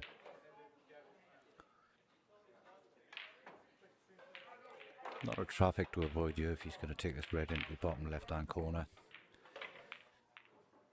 There isn't a natural angle for the white.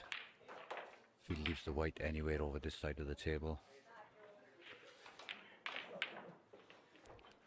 Yeah, unfortunately he needed anywhere up here, but almost impossible from where he was lying. I think he might have left himself there with a snooker. Unless he can squeeze by. I can't hear him calling total. He's obviously queuing down to it, so he's got a gap. How's the white? How's the white? And he's got options. Top corner or centre back. Cut back or run. He's obviously going for the centre. Here we go.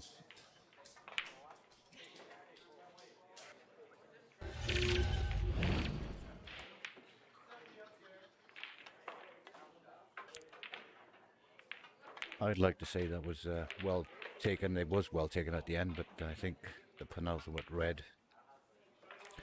afforded him a little bit of luck with the white staying down the centre of the table, leaving himself a gap. But as it is, he buys your tickets, he takes his chance.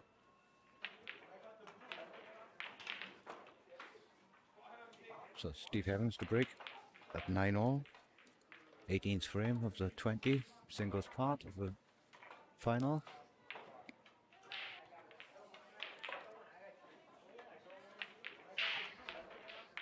Taking the yellow into the centre, split reasonably well. A little bit of a group on the left hand side of the table. I just stopped that replay and replayed again. A little bit fast on the uptake. Do apologise, trying to work this on my own.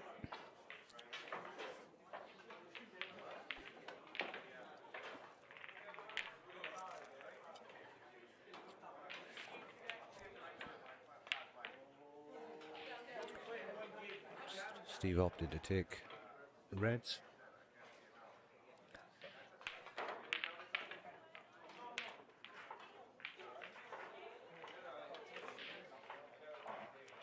Just needs to deal with this at some point.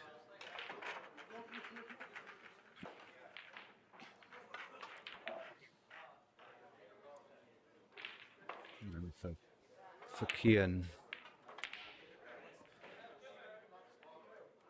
he could opt to take. He's playing to the left hand side of this yellow, so just playing a containing.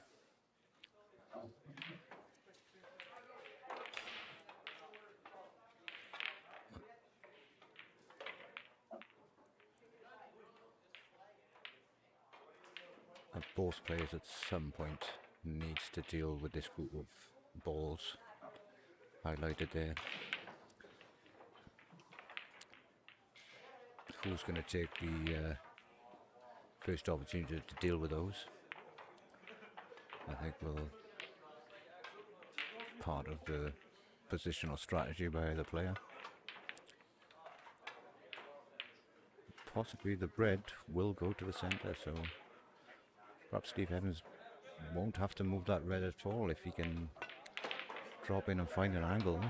I think that red in that cluster of 3 yellows and a red may go to the center, so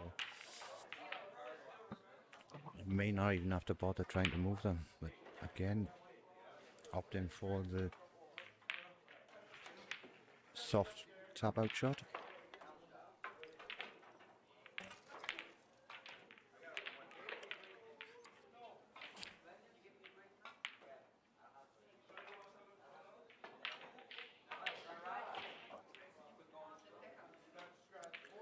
If it wasn't available before, that red now is certainly available to the center, so Steve Evans with a great opportunity here to finish this frame. I'm confident he's got a shot in either of those reds in the bottom right hand corner as we look at it. Even if the top one doesn't go, the bottom one he can take, so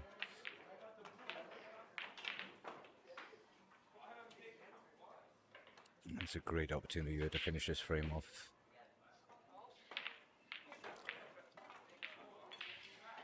He's looking for something that's in his own mind, so what has he got?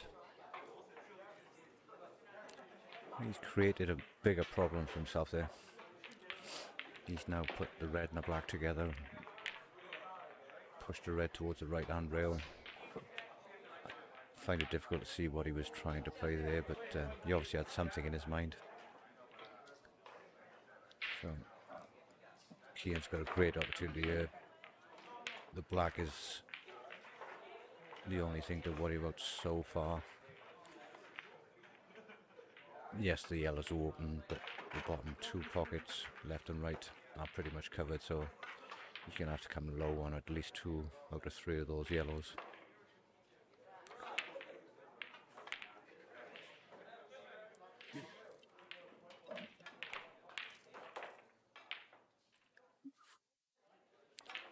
Could have done with 6 inches off that.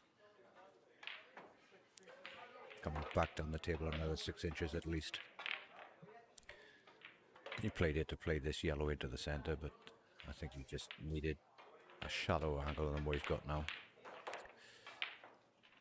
Yeah, that's the problem.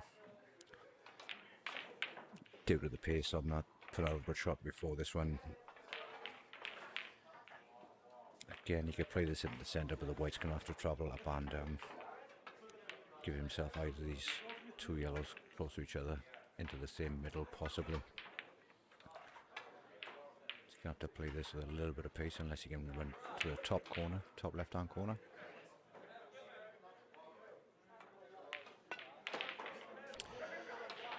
Unfortunate.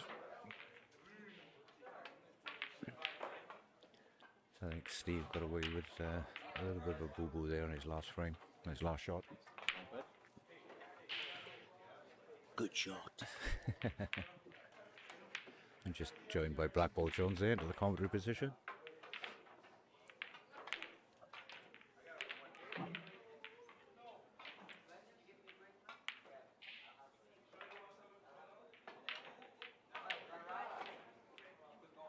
It's actually Black Belt Jones, we all know as Mark Tandy. His pseudonym has now been outed, so he's going to have to change that if he ever wants to abuse anybody on the YouTube chat again. Back to the game. Steve's going to try and take this plant. Correct pace without bouncing the red out should be okay. Perfect shot.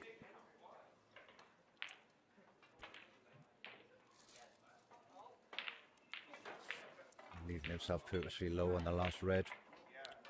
To just possibly a bit of left hand side.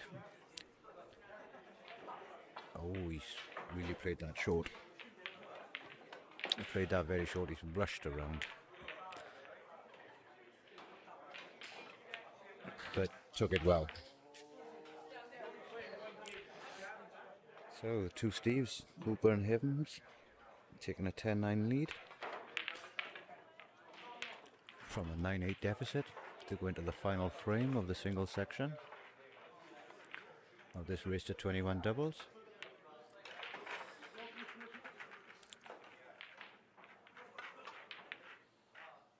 think Kian may feel a little bit unfortunate so far. He didn't play that bad at all against Steve Hooper in his first 5 frames, although he lost 4-1. I don't think the scoreline represented how well he played. And in this session, I think a roll of a ball of rubber for Green in there has just created the situation where he is now. So back to the game. So this is the final frame of the single session part of this doubles tournament. So Ray and Kian.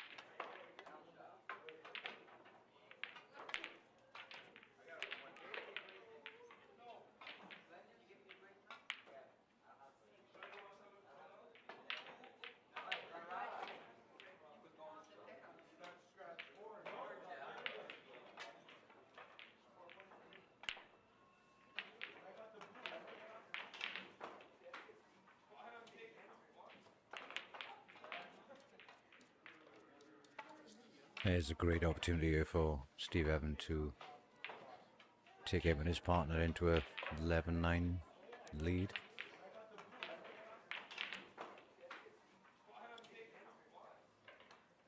You see he was queuing there to see whether that yellow will go into the bottom left hand corner. I'm not sure he's looked to see if it'll go into the left hand centre. But that certainly is the problem ball.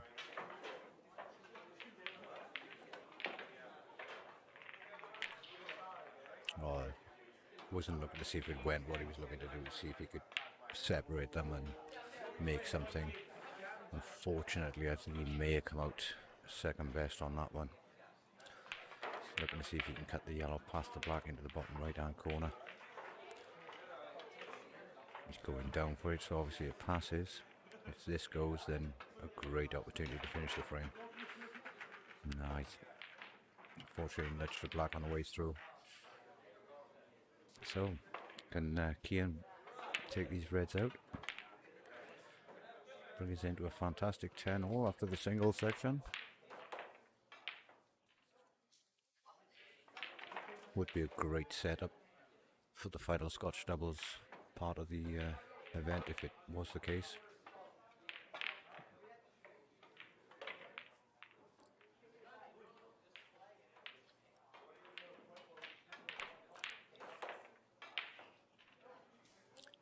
Jason, as far as I'm aware at the moment, it's a race to 21, but once this single section is finished, then I will go and get confirmation, but I put on the stream as a race to 21. But as it is right now, this is the last frame of the singles part of the doubles. After this frame, they are going into a Scotch doubles format. So the remainder of the match will be a Scotch doubles format. So Jason Thomas, as far as I'm aware, is race to 21 at the moment. But I'll try and confirm that if I can later.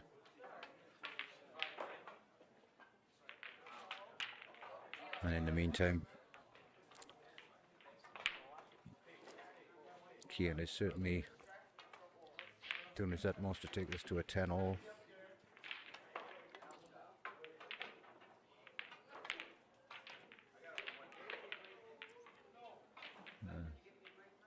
He's got two options here, the red to the left, to the top left-hand corner, but needs to do a little bit of work with the cue ball if he's going to take this on. Yeah, that's not actually, well, again, a clever shot, realising that if he was just to miss it and cover the bag, then it wasn't leaving a huge amount for Evans to go at. I think the red's too far away from the pocket to attempt the skill shot. He might be looking to bite the pocket here, coming off the, playing the yellow off the bottom cush.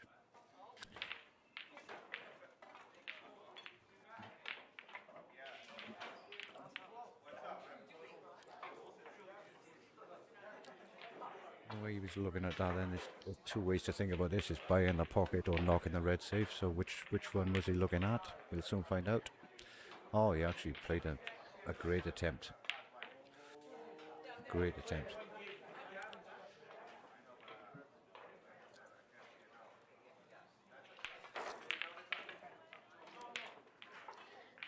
Certainly came away with buying the pocket, but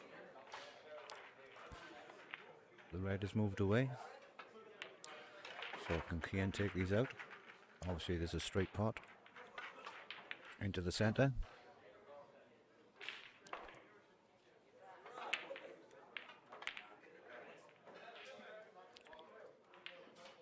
Opted to take the corner to give himself an angle. If he can squeeze down between these two yellows off this red, then that was an absolute fantastic shot. From our angle at the moment, he might kiss into the one red, but if he can run between the gap, that's absolutely fantastic. If he can go between this gap, it's a beautiful shot. Oh, unfortunately, really could have done another 3 inches to make the black a little bit easier. The white ball now is going to need a little bit of control. Or the potting pace at least. Oh, unfortunate. I think if he hadn't kissed that yellow on the way back, he would have been perfect on the black. kissing the yellow on the way past, took all the pace out of the white ball. And not just that, just pushed the yellow cover in the pot to the right hand corner. So really unfortunate there.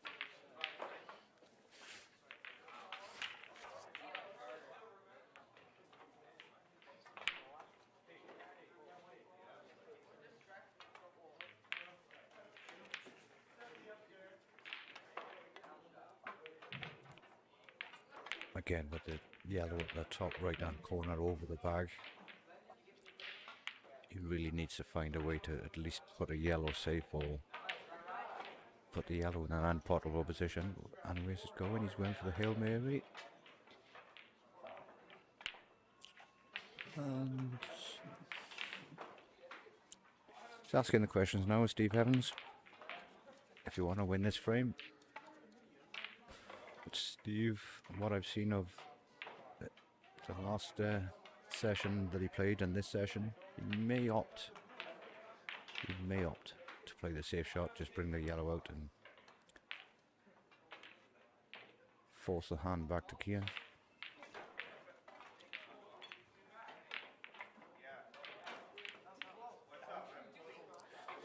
He's looking to see if he left a gap, would he be able to catch the edge of the black? That's what he's looking for, I think. How far can he travel without allowing him a shot on the black?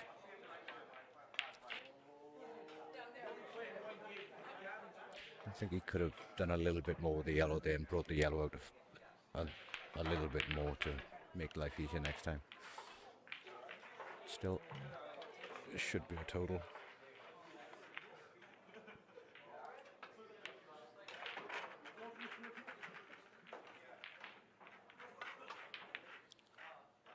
As a player, I love fishing for angles, and I can see 1, 2, 3, a 4 cushion estate coming off the bottom cushion first. That would be my go at it, but he's playing this 1 cushion, loads of left hand side, a tiny bit of swerve. Oh, hard lines, very difficult, very close. That really should afford the frame to Steve Evans. This really should be a 11-9 lead going into the Scotch doubles part of the event.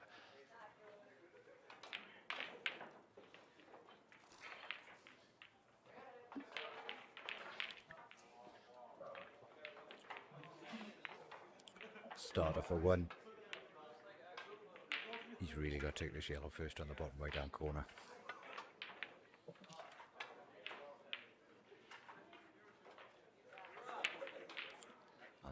Should be all it wrote. 3 tap-ins, centre, corner, centre.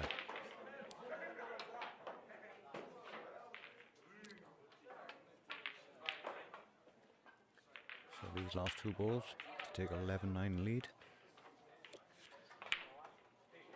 after the single sessions of this doubles King of the Hill final.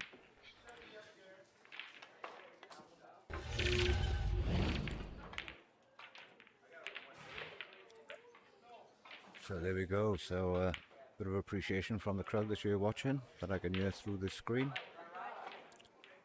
You got whoops and yes and cheers. So ladies and gentlemen, we're moving now into the Scotch doubles part of this final. I'm going to leave you for 10-15 minutes or so. Give myself a little bit of a rest. Put some ointment in my eye. And we'll speak to you in a little while.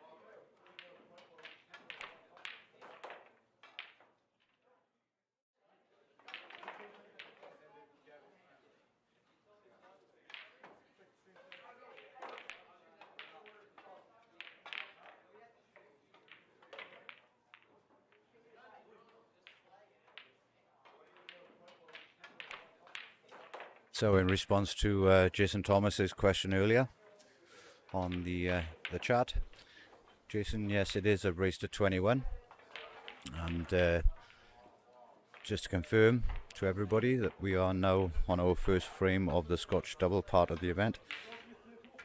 So it's a race to 21, and the remainder of the frames will be Scotch double. For me, this would be difficult to commentate on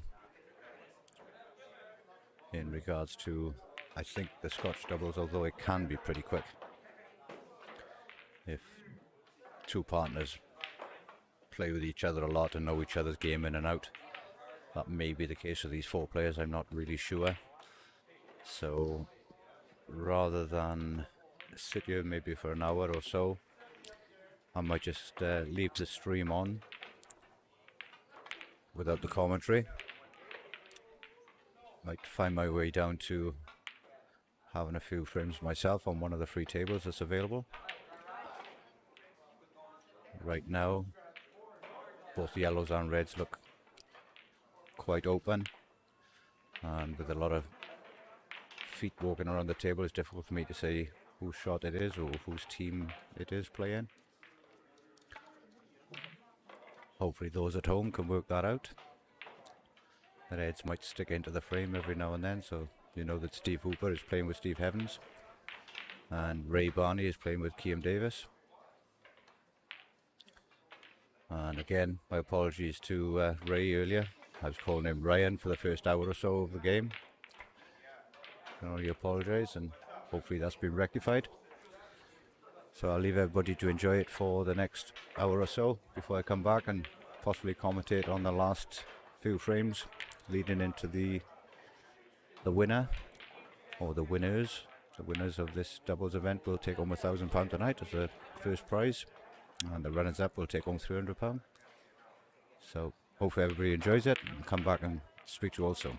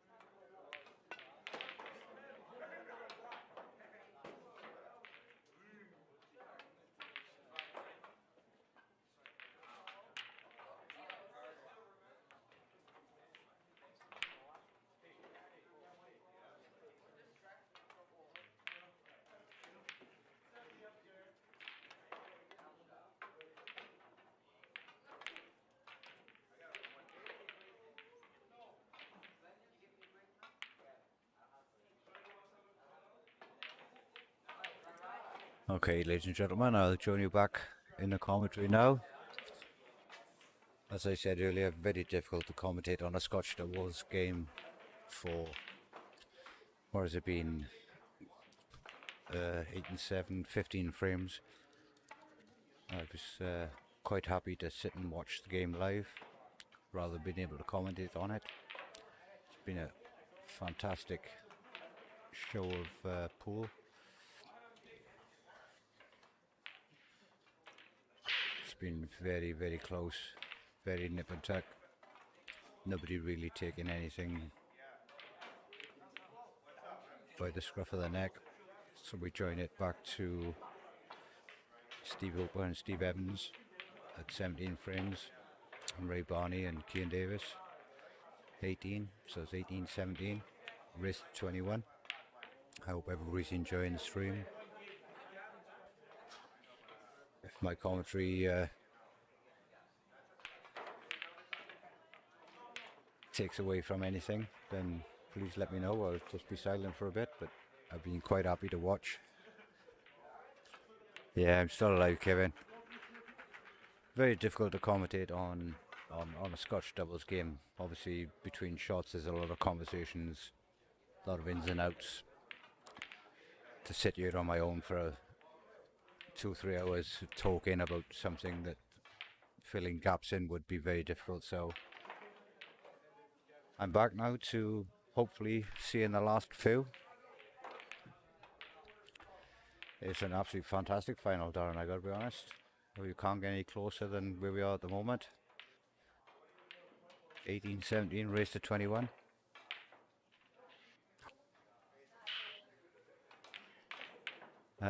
Black belts back in. While we was away, I did have an opportunity to have a few frames with our friend. So anyway, back to the game. I can start using the streaming kit a little bit more and hopefully get everybody involved.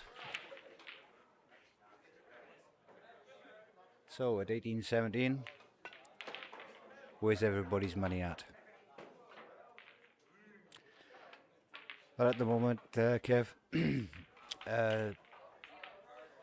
I'm happy enough just watching the games, playing the games, and I'm getting a bit of free beer. So that's enough for me right now. This is not my mobile streaming kit that I normally use. This is something I set up in the club. And quite happy to come along and keep the IT things running, but on myself tonight. I'm here doing the commentary, so it's not all about money. It's about enjoying the moment, the pool, the beer, the atmosphere. That's payment enough for me at the moment.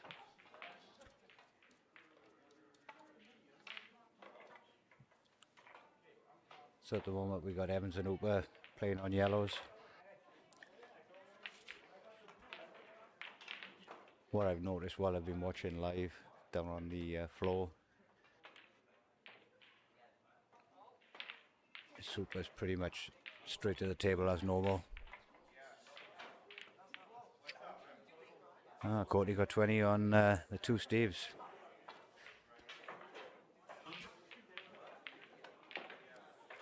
And free breakfast. Yeah. Bed, breakfast and beer. That's enough for me. Keep me going. And looking at that shot there, I think Steve Hooper tried to come back a little bit. Left his partner, Evans, a little bit hampered. He might, well, I don't know. I think he's straight and queuing over, so it might be difficult, yeah? He's thinking about leaving his partner a double.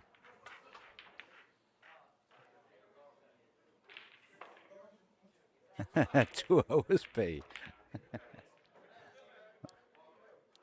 Cheers, Kev. Yeah, that was a difficult shot there left. I think Hoopers know that he left him in a bad place. B&B, yes. Beer, bed and breakfast.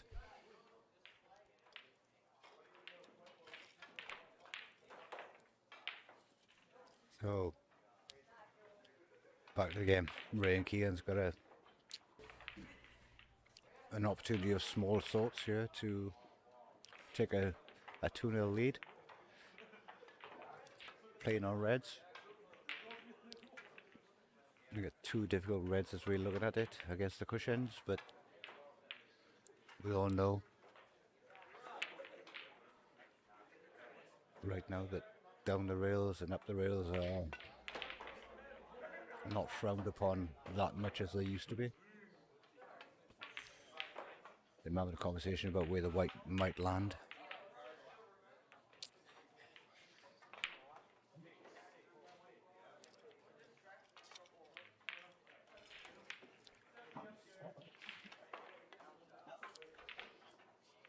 So hope everybody's been enjoying the stream this evening and the match itself. Like I said, I've been fortunate enough to come down and watch a bit of it live rather than being up here talking on the microphone. Pretty enthralling, although it's nice to see these kind of things live on the television. You can't really beat the atmosphere of being in the club. You're in the owns and the groans as players play their shot. It was a great pot, but I think the gods looked down on him there quite comfortably with all the cannons. Evans needs to screw this back.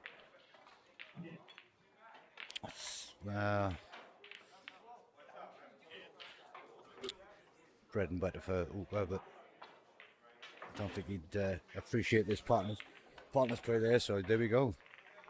We're moving into 18 all. Evening, Tom.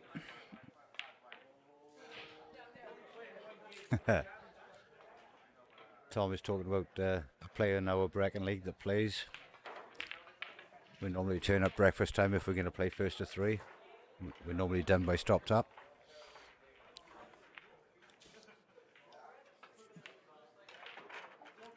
I'll take your bet, company. 20 quid. My money's on the Ray and Kian.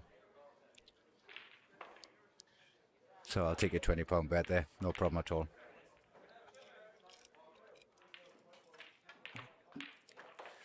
But we are now into those championship frames.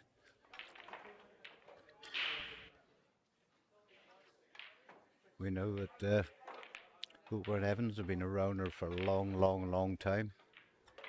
Hooper especially. Lots of snooker, lots of pool. Renowned all around the scene. These young boys from Carmarthen. I had a chat with them earlier. Asked where they was playing from, what leagues, what pool, what county. Didn't have that much to say. They just said basically we play from Carmarthen and we're enjoying ourselves. So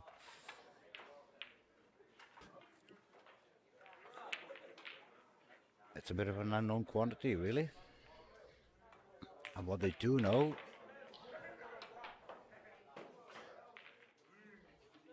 is out to stay in a game. At 18 all, a race of 21.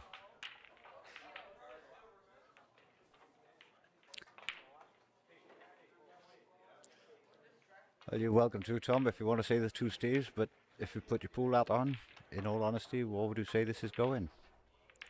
I got a £20 bet against my boy, Courtney. And I've done the same. I'll go against whatever he says.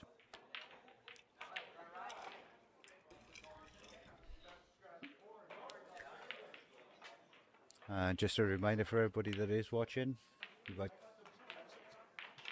quite a significant viewing figures this evening for this match. Tomorrow is the start of the Welsh selection tours for the seniors and the masters, the over 40s and the over 50s. And tomorrow we've got the masters here at Village Sports Bar. I think the plan is, I'll just stop talking while these 2 take out. Steve took a second look at that, Steve Hooper, to see where the white's going to be. He's got to play check side to come back for the black in the same pocket. Yep, cracking shot. Left the white on the rail, but I can't see Evans taking anything off this. Should be over. And there we go. So as I going back to tomorrow, 9 a.m.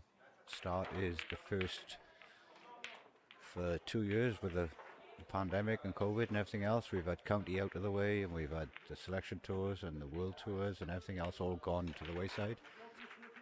I think pool's coming back now with a big bang all around. So tomorrow we've got the Masters here at the Village Sports Bar, and we've got the seniors down in Shooters, and I'm pretty certain that Shooters will have their own live stream going on.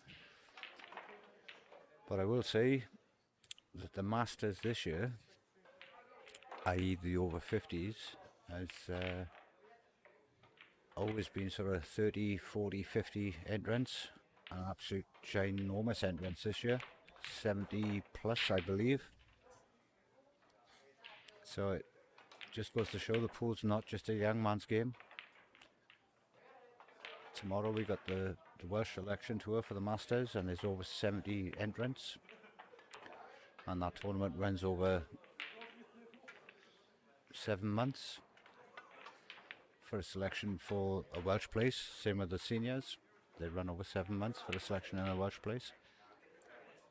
And obviously we've got the Welsh selection tour running at different events all around the country. And Tom piping up with the usual whoops, there it is.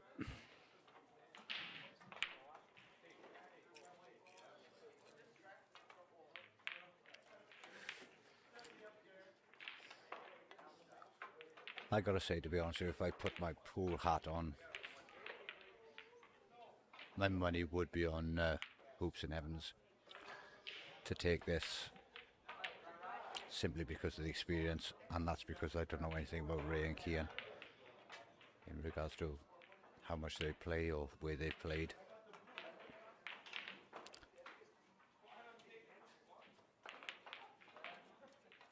But, you know, bar for a frame away, they was 18 all at the race of 21.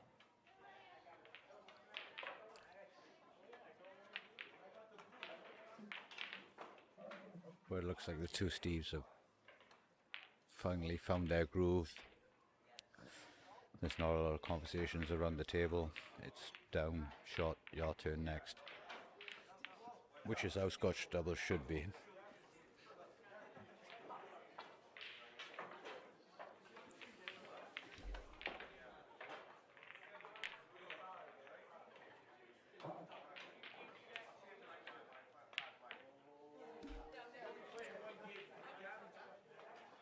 So again, there's very little conversation between the two partners. They know exactly where they are, what they're leaving.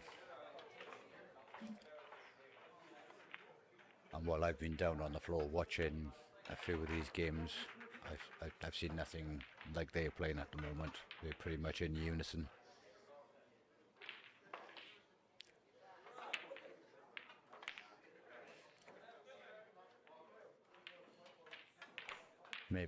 Maybe they was playing possum. So there you go, two Steves going in.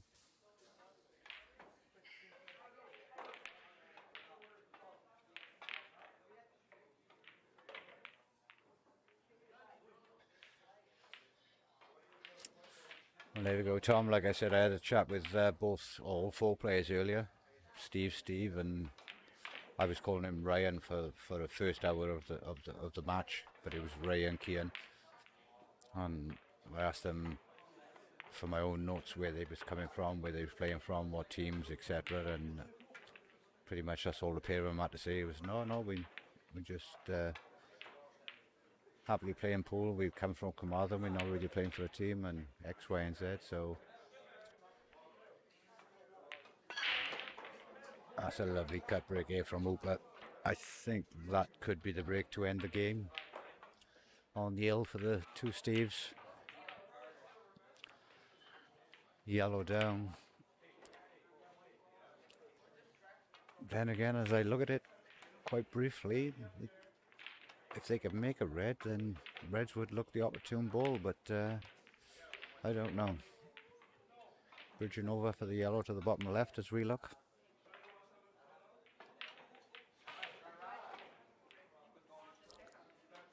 Oh, perfect.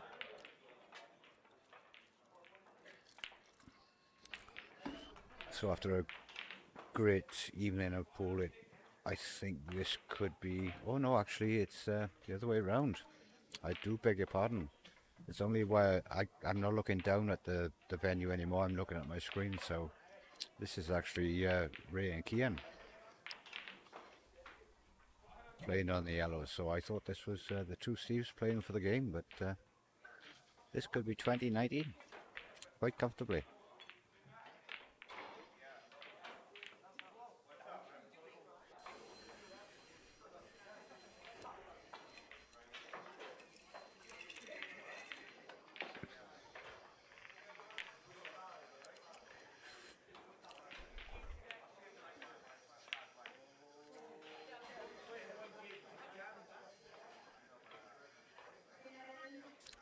Yeah, he stood up off that shot, knowing full well that white is going to be travelling in a different direction where he really wants it to go. But if he can hold the yellow and not make the skill,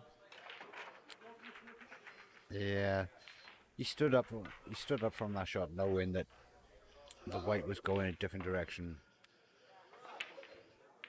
That's a little bit unfortunate. If he'd stayed down on it, would he have second guessed himself? We don't know, but. And did he really play that as a kiss off? I don't think he did. I can't see. I think that was Upa.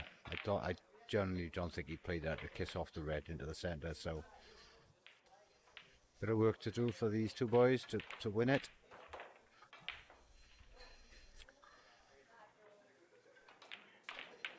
Now you can play the top right and come back down the table, or you can play the bottom left and stay down the table. So he's going to play top right, come down the table. Oh. Now that is a mistake. Mistake.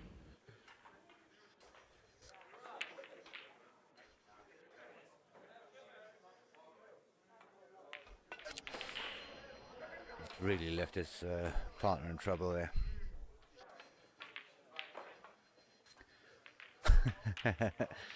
No, okay, just the one eye is a bit wonky. Can't even say it's wonky. I can't see out of the thing, but I can still see that was a bad shot.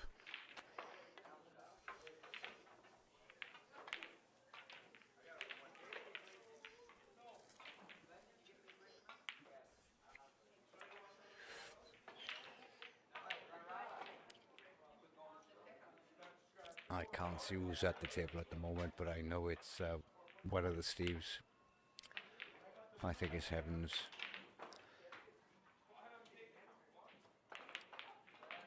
I think Uber's left him in a world of pain there.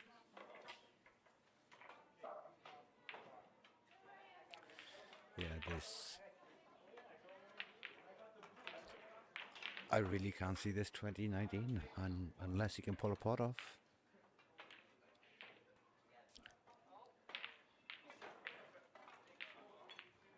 He's called total. If it's a total, he can tack up behind, but he looks like he's going for a swerve. Oh, my dear. Absolutely incredible. I don't think I managed to save the replay. Yeah, there it is. Phenomenal. Hell of a pot, but the side just kept travelling the white, and then bingo. Oh. Well, this is a massive visit for Ray and Kian. They cannot fail to take these away. He's obviously... Oh no, that's okay. I think he went a little bit further than he wanted, but that's okay. These are the awkward ones. They've got to be flush, or you're going to kick off the pro side. Done well to play it softly, just to make sure. A lot of people play them thinking they are so straight, and the white travels one way, the object ball travels the other. you leave yourself horrible, but we spoke with the rest earlier on the 7-foot tables. I don't think he purposely left his partner with a rest shot, but the black's in the middle of the table. So take your time, set your foot in, set your cue. You can see his feet stepping forward. Oh, and he's changed his bridge. Normally people would stand up after that. After changing the bridge. So we're going to 2019. Here we go.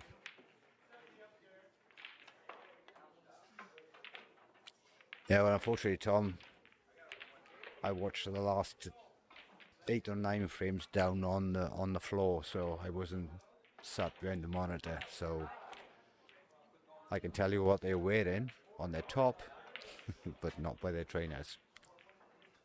So yeah, I'm not stuck in a booth. I go down, have a beer, have a knockabout myself, and watch the game.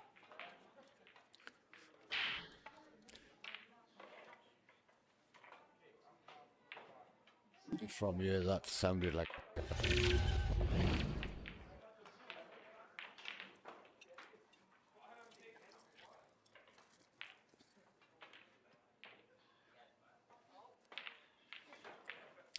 So we got the two Steves breaking off. And having a little conversation about what's next. Kian and Ray rather, I beg your pardon. Nearly done it again. Looking at my notes.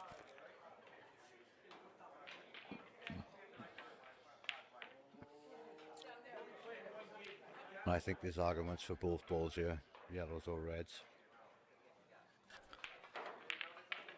We've got a situation in the top right hand corner as we look at it.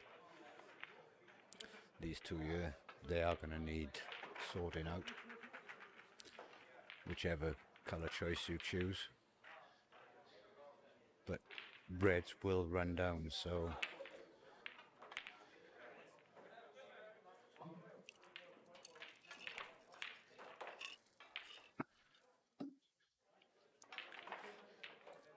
from that point of view, I would suggest reds would be the bet. Just need to make sure you make a red. And this is Ray and Kian's opportunity to bring it to 2020 for £1,000 King of the Hill on the hill match. You couldn't get any better.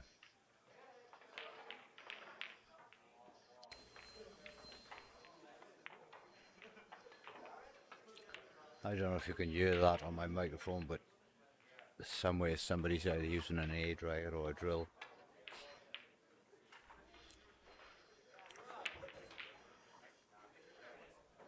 This is the winning shot. Just draw back an inch or two. Perfect. I think that's the winning shot. But then again, the black. I only just realised where the black was, so.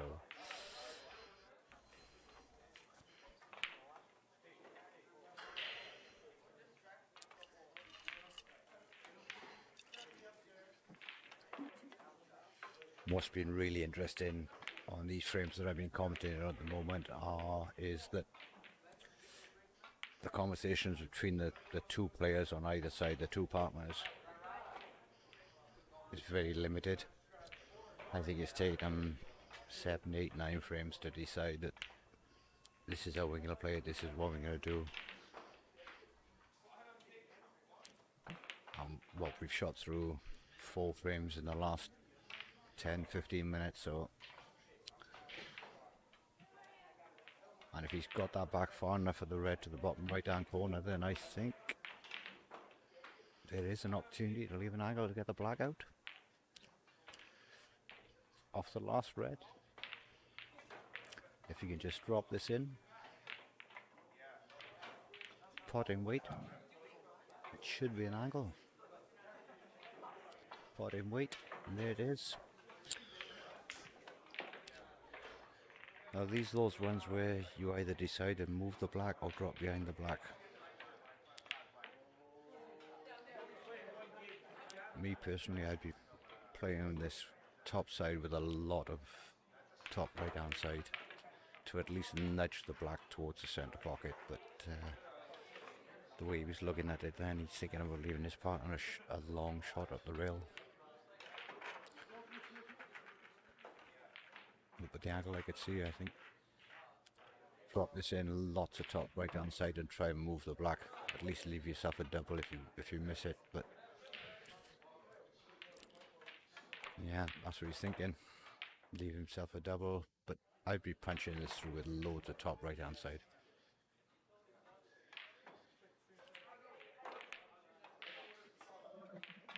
Hard lines. That's exactly the same shot I would have played. You're still leaving yourself a double if you had it.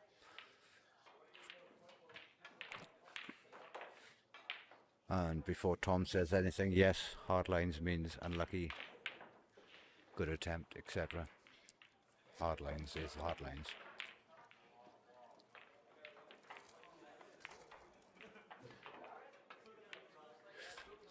So this double to make it 20 all, to make a hill for both players, both teams.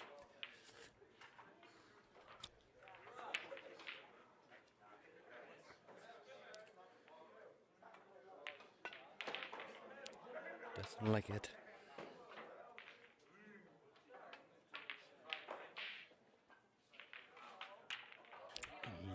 Doesn't like it.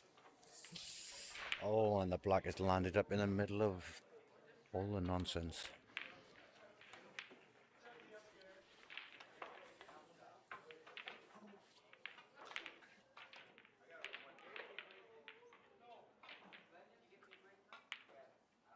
It's a really, really important frame, but unfortunately my bladder tells me I have to leave, so when I come back, hopefully I need to stay, but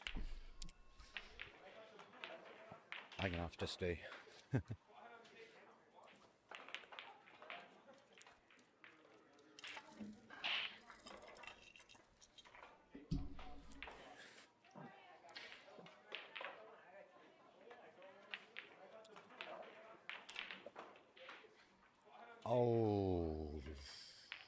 Oh dear.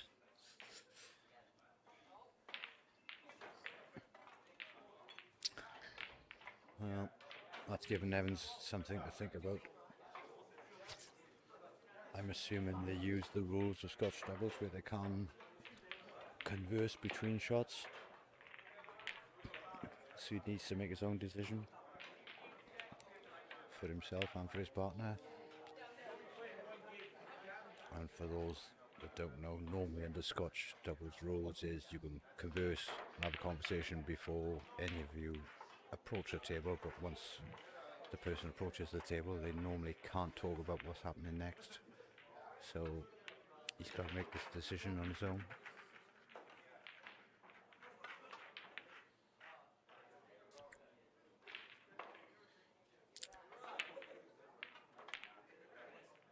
Now there's an argument here for coming off the right hand cushion to take the black into the centre.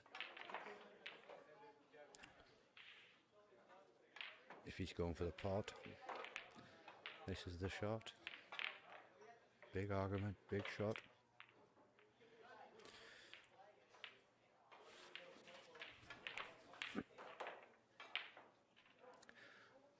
Morgan, they are very, very good games. You know, to get to the point where we're 2019 to get to 21.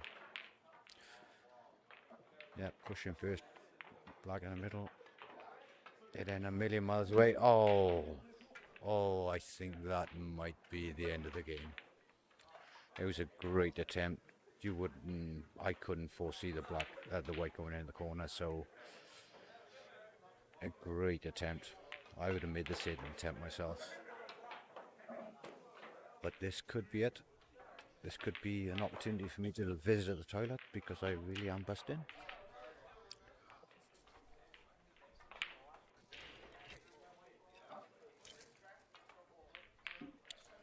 He says as he takes another drink.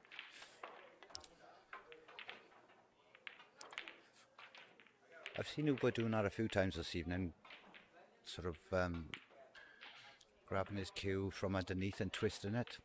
I'm assuming he's got a twisted joint which can line up the grain, but he certainly wanted to go forward a little bit more off that. He certainly wanted to go forward more. I don't think he meant to leave his partner this shot.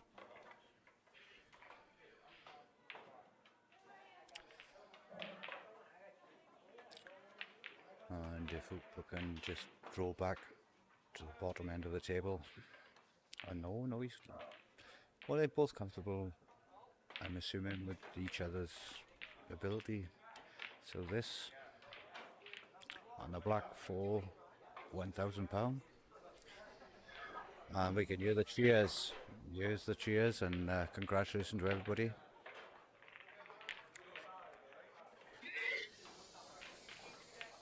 I don't know if we can hear the cheers behind me. Hopefully not, because I've turned the microphone to that point. But there we go. There's your winner, Steve Evans, taking what was an absolutely fantastic final right down to the final. 21-19. Well, there we go, ladies and gentlemen. So that's it for us from the Village Sports Bar in Abercrave on our live stream. Tomorrow we've got the Masters.